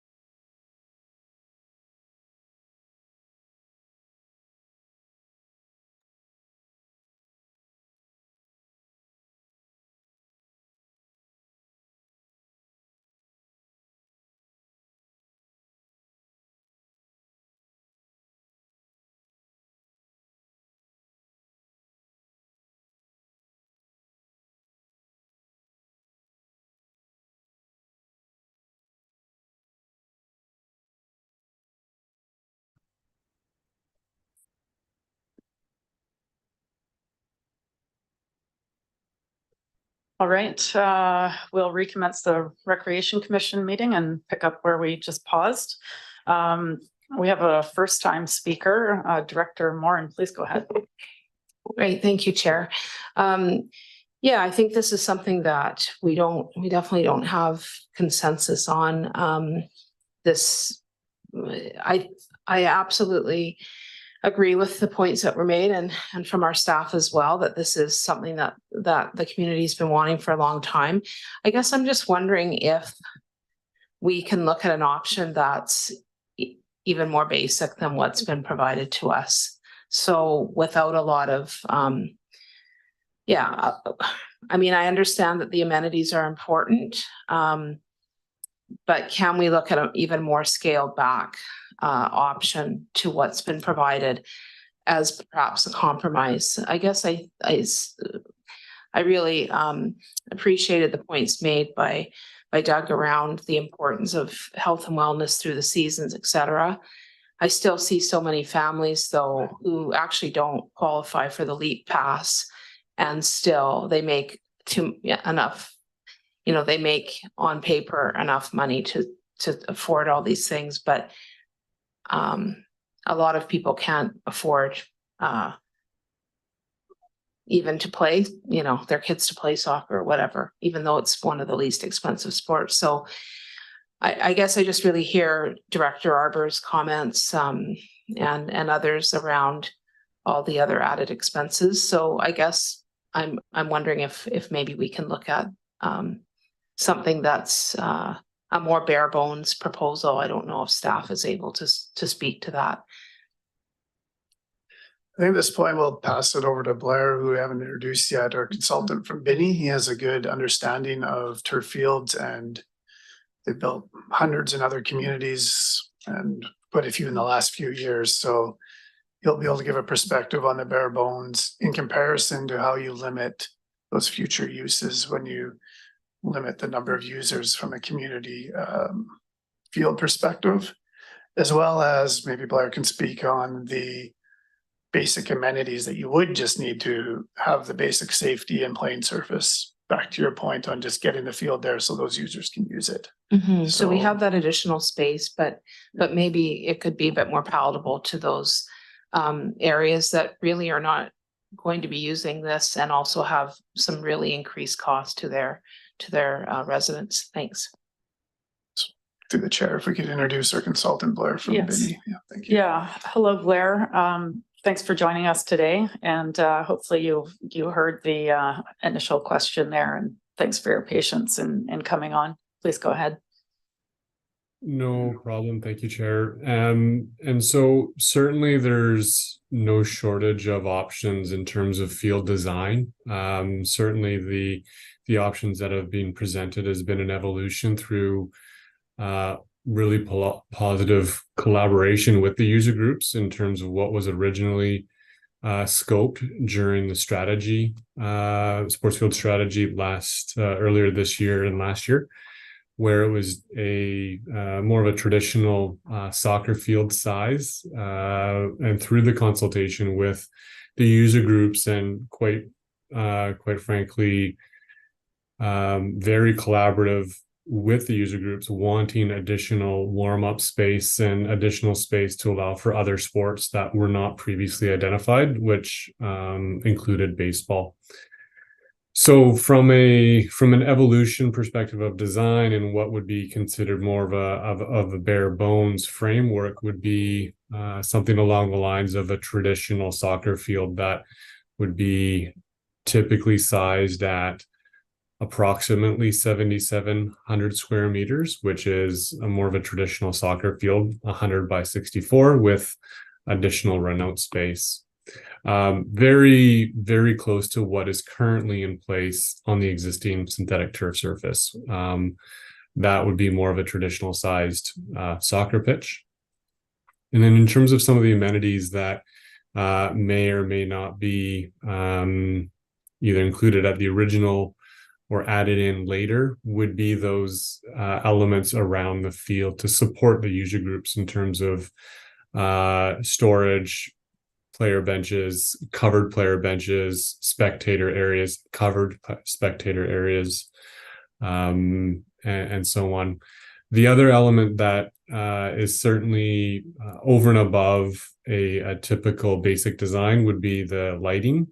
And so in terms of a traditional soccer field with field sports, not baseball, would be a 4-pole layout where you've got just 4 sports field lights around the perimeter with baseball, and the trajectory of the ball as it sails up lights are added and additional lights are needed. So what you see on some of these options is the 6-pole layout, which supports that safety. What we can't have is balls being hit and then leaving the lit area and then dropping back down.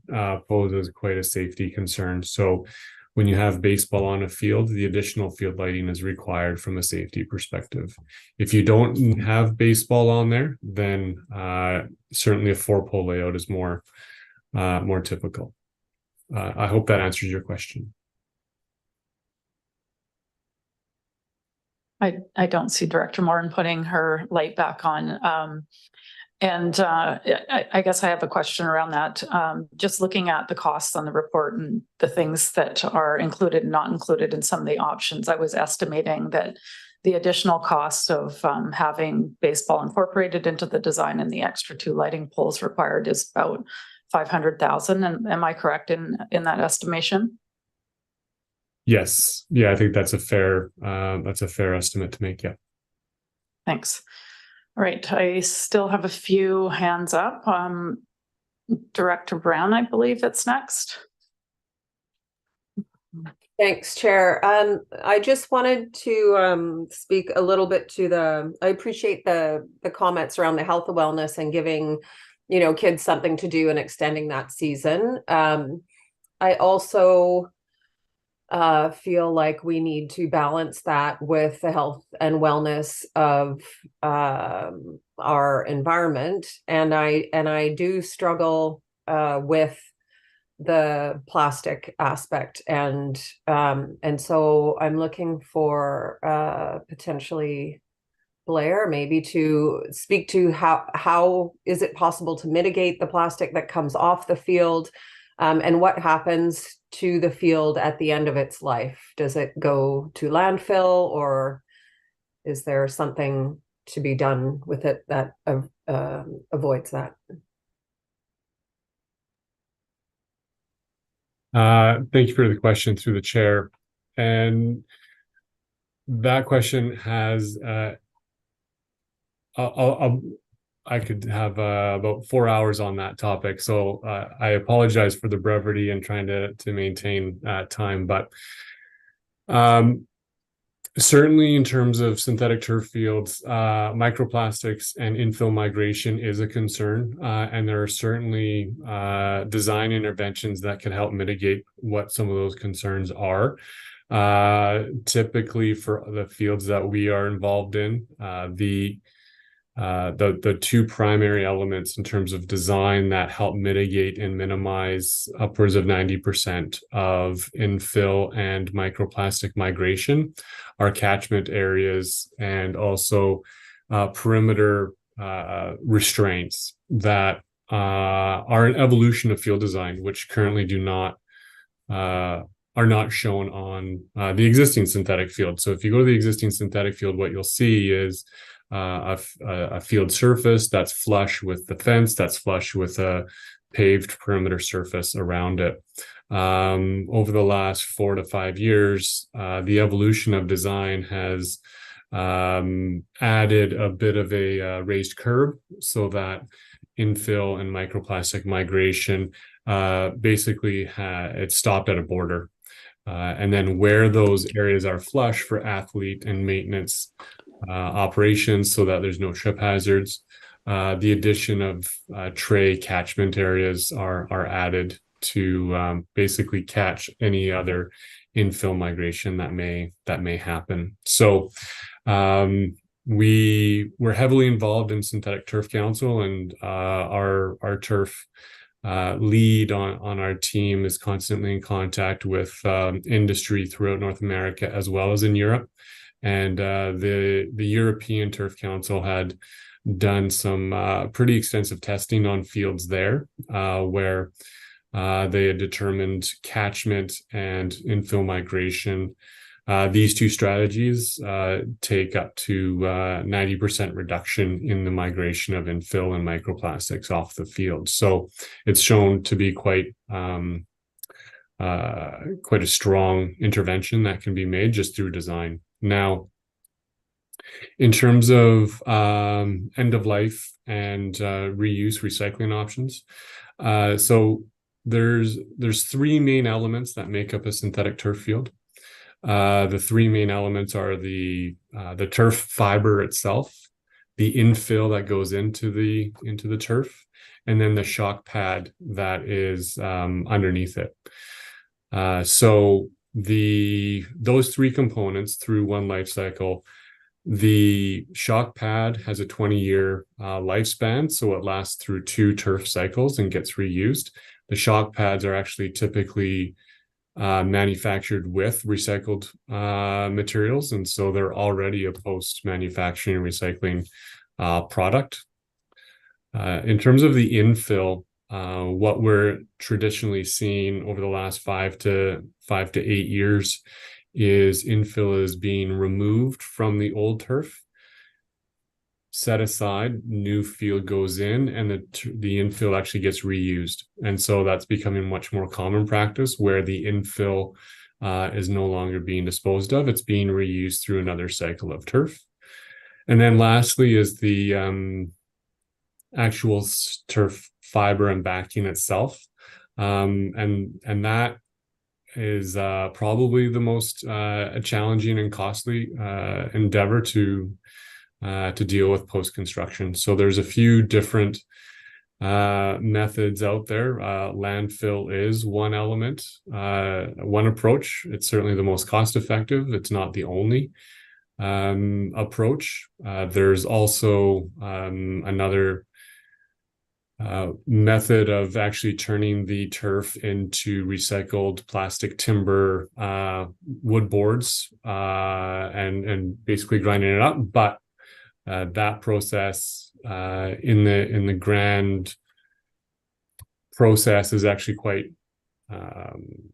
burdensome in that it gets put into a container and it actually gets shipped overseas to do it. So while the end product is a recycled product, the whole process to get it there, you start to lose some of that positive gain. And then in North America, from a recycling perspective, down in the US, there's 2 or 3 manufacturing industries that are being created, but none currently in operation currently. And the industry believes within the next 5 to 8 years that should be up and running in terms of being able to recycle post-construction within North America, but it's certainly a limitation right now. Thanks for all that. Sorry, go ahead, Director Brown. And so is the preferred design designed to have all those features? In terms of catchment and edge anchor, yes, that's kind of standard practice for us now, certainly moving forward. And so they're quite low cost and quite frankly doesn't have a significant impact on the construction or operations of it. And then in terms of the trays and the catchment areas, yes, that's all included in the design as presented as well, and in the costing that's being provided. Thank you.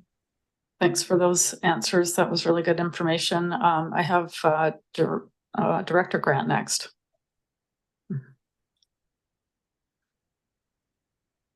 Oh, sorry. I was used to the Zoom people. Thank you. So I'm just looking at this and thinking that if we were to pass 1 and 3, and then instead of going to voter assent, if we went to a referendum, I think at that point, I know it's a lot more work and a little bit harder, but we would really get to find out what the public really thinks of this. And right now, I don't actually know what they would think of this. I know there's a need for many, but I think that there's a lot of cost issues for a lot of other folks. And I think that if we were to engage the public in that way, we would find out what we're trying to do. And at the same time, we could move this forward to at least the next step. So I just throw that out as a thought.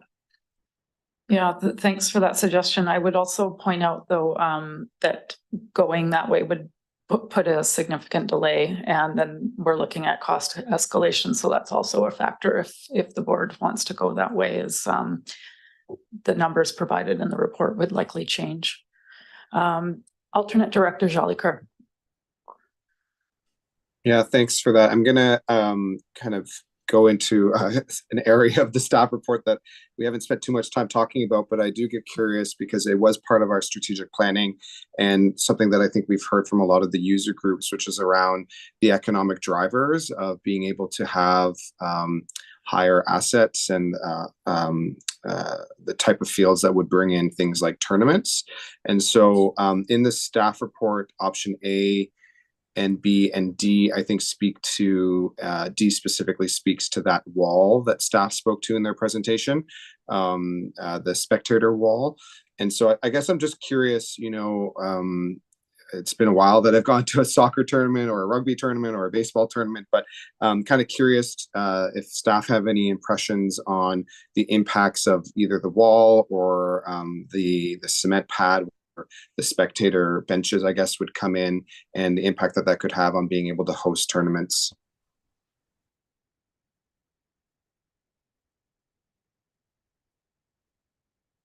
I think the more prepared you are with your infrastructure at any given point to host tournaments by having the seating in place, similar to the track, for example, the better off you will be at hosting those tournaments in the bid process.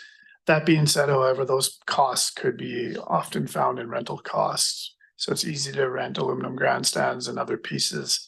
Those could either be borne by the tournament users for the period of time they want it, or borne by the bid opportunity, or whatever that looks like from the users putting together a bid. It's feasible still that space up above where the band shell is, or sorry, not the band shell, the covered space that the school district has in, as well as other places, would be available to put those grandstands on, potentially with some modifications. Generally for under 15, U16 type tournaments in any of those sports, spectator seating is not a major factor in that. People just tend to congregate around fences and stuff. But if you're looking at bigger games, then it becomes a different scenario. And Blair, you might have more to add to that. I'm not sure on your history with tournament settings. Did you have something to add, Blair? Certainly just echo what Doug had indicated, is that it really depends on the event itself, and certainly the way that we've designed the field orientation and the terracing.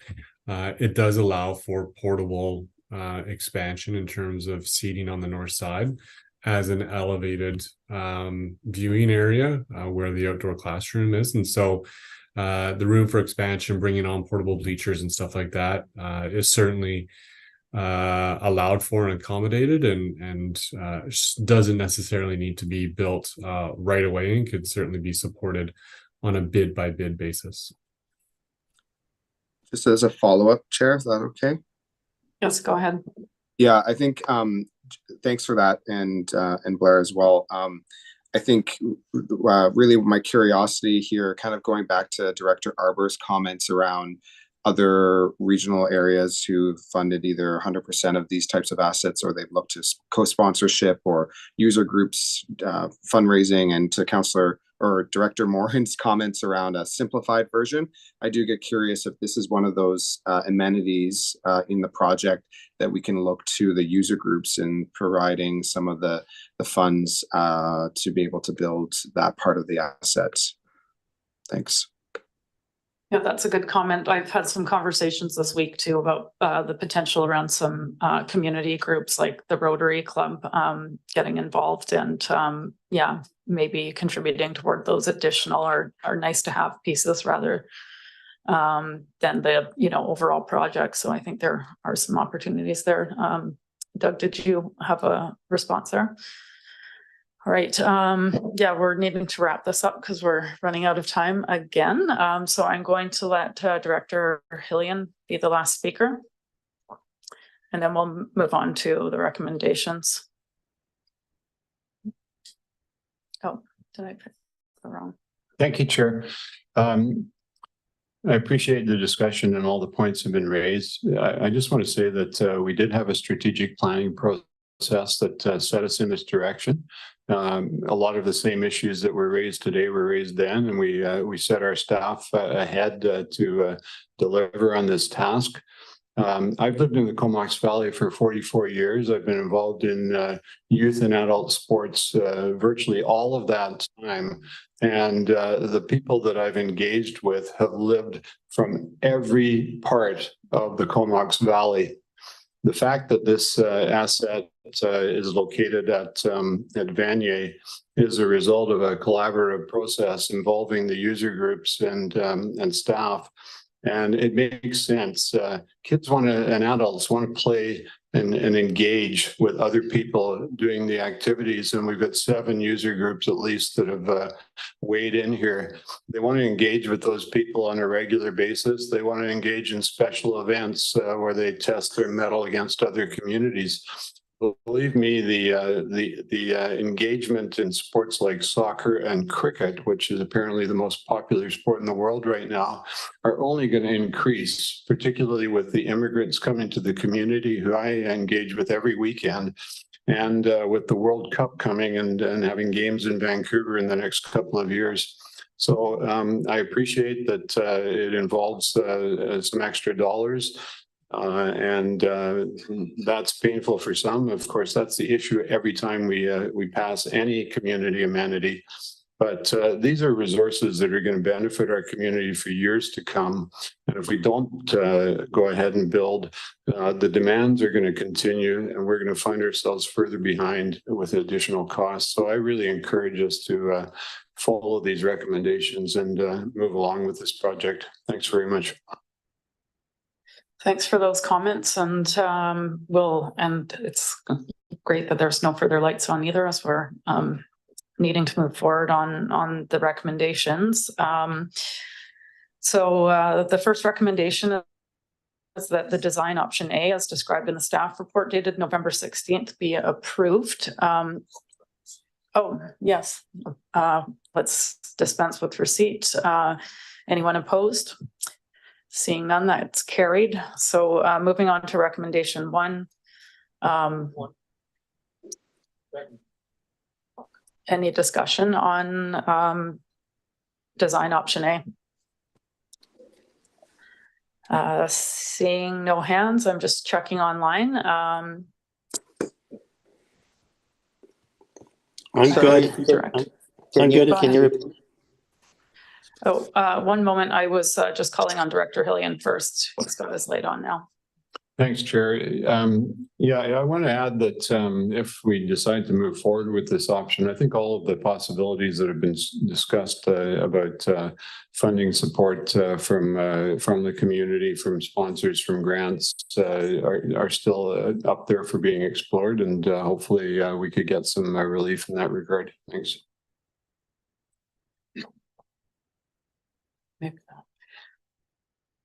Thanks for that. Alternate Director Jolicoeur, did you want to? Yeah, I mean, to Director Hillian's point, thanks, Chair. I just wanted to hear from staff that if this does move ahead as option A, that the comments around the spectator spaces and the washrooms will be continued to be explored around some cost saving measures. Yes, there's heads nodding. And I believe that's everyone that wanted to make a comment on this one. So I'm going to call the question. All those in favor? And anyone opposed? I'm opposed. Director Arbor and Director Grieve are opposed. All right, moving on to recommendation 2, that 5-year short-term borrowing fund.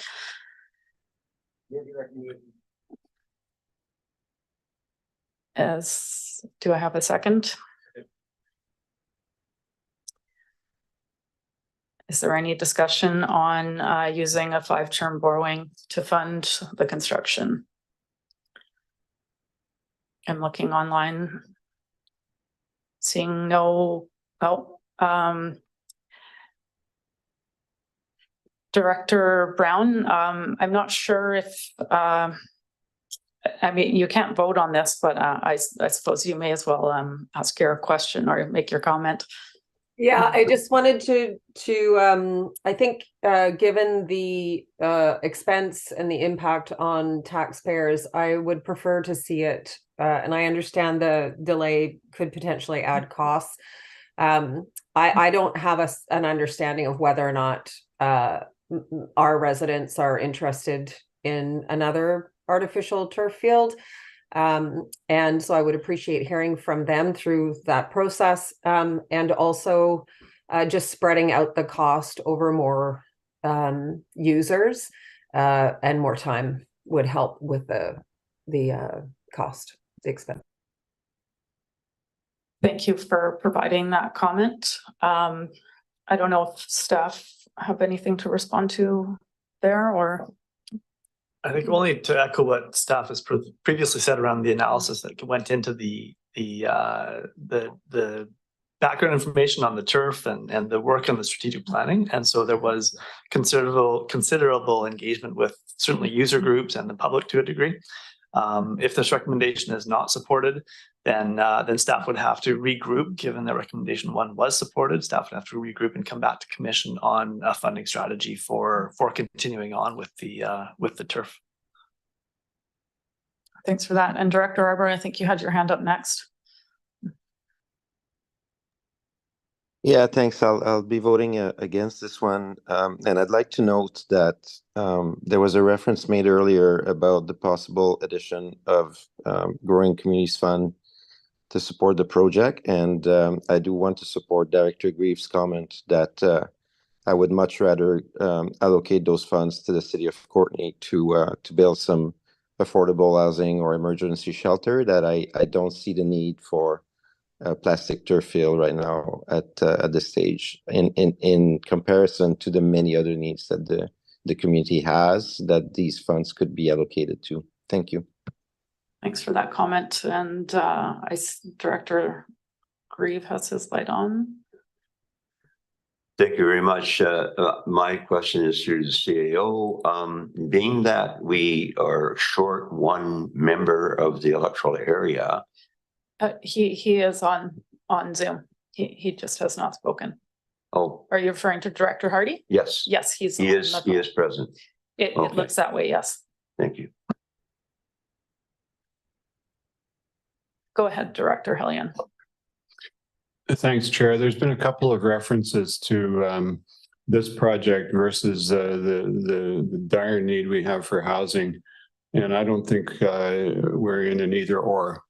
I don't think it may be relevant to the grant decisions that are about to be made, but we are confident that we will have news from BC Housing in the province, hopefully within weeks, about major developments in that regard that will make a huge dent in our housing and homelessness issues in this community. And I don't think this project needs to be weighed against that as an either or. Thanks.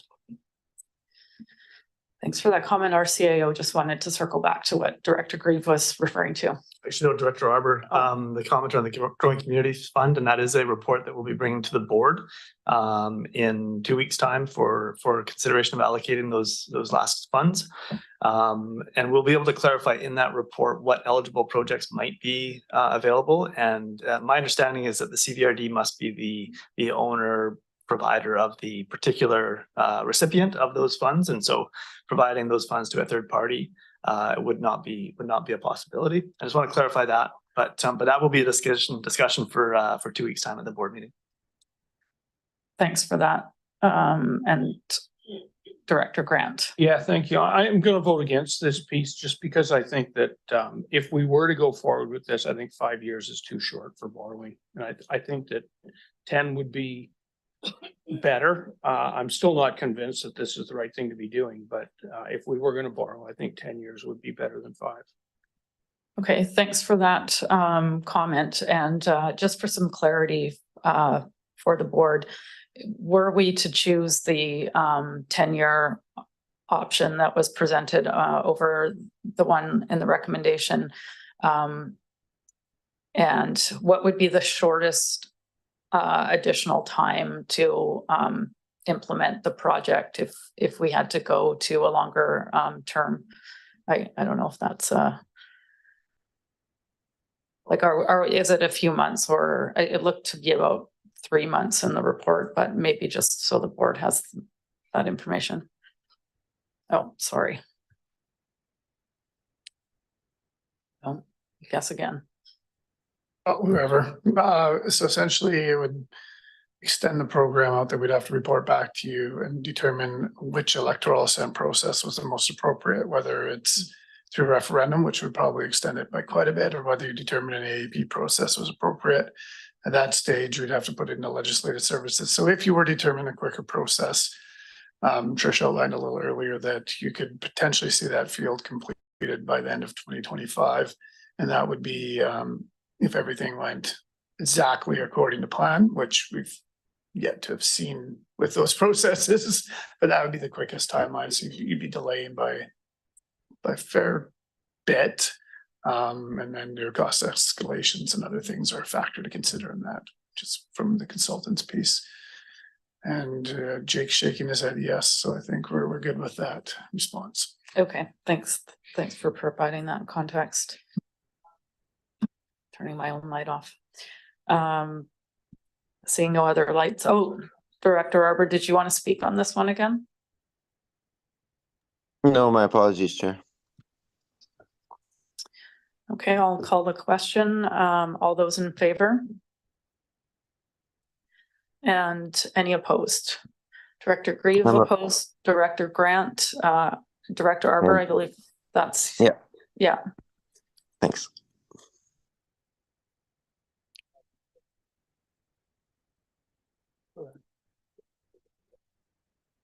Director, alternate Director Jolicoeur, I am confirming that you are in favor.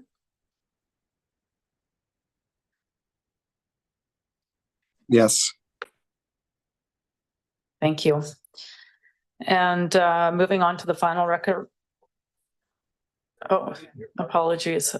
Yes, Director Hardy, I had assumed you were in favor because I did not hear you, but do you want to do the same and just confirm how you're voting? Yeah, I did raise my hand there, Chair, so. And so to confirm you are in favor? Yeah. Thank you.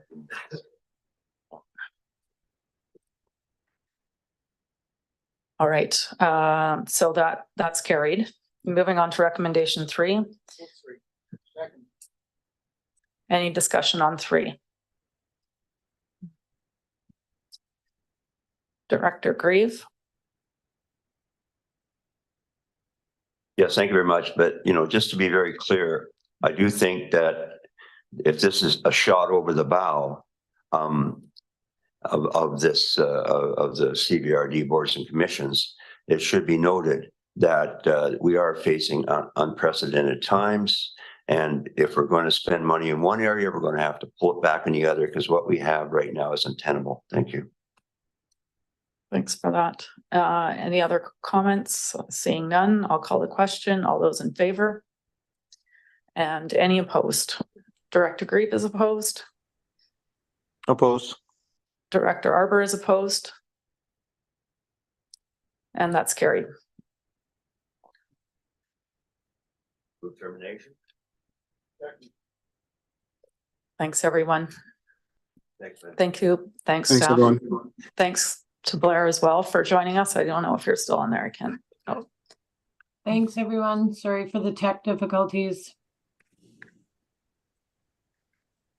Thanks, Thank you, everyone. everyone.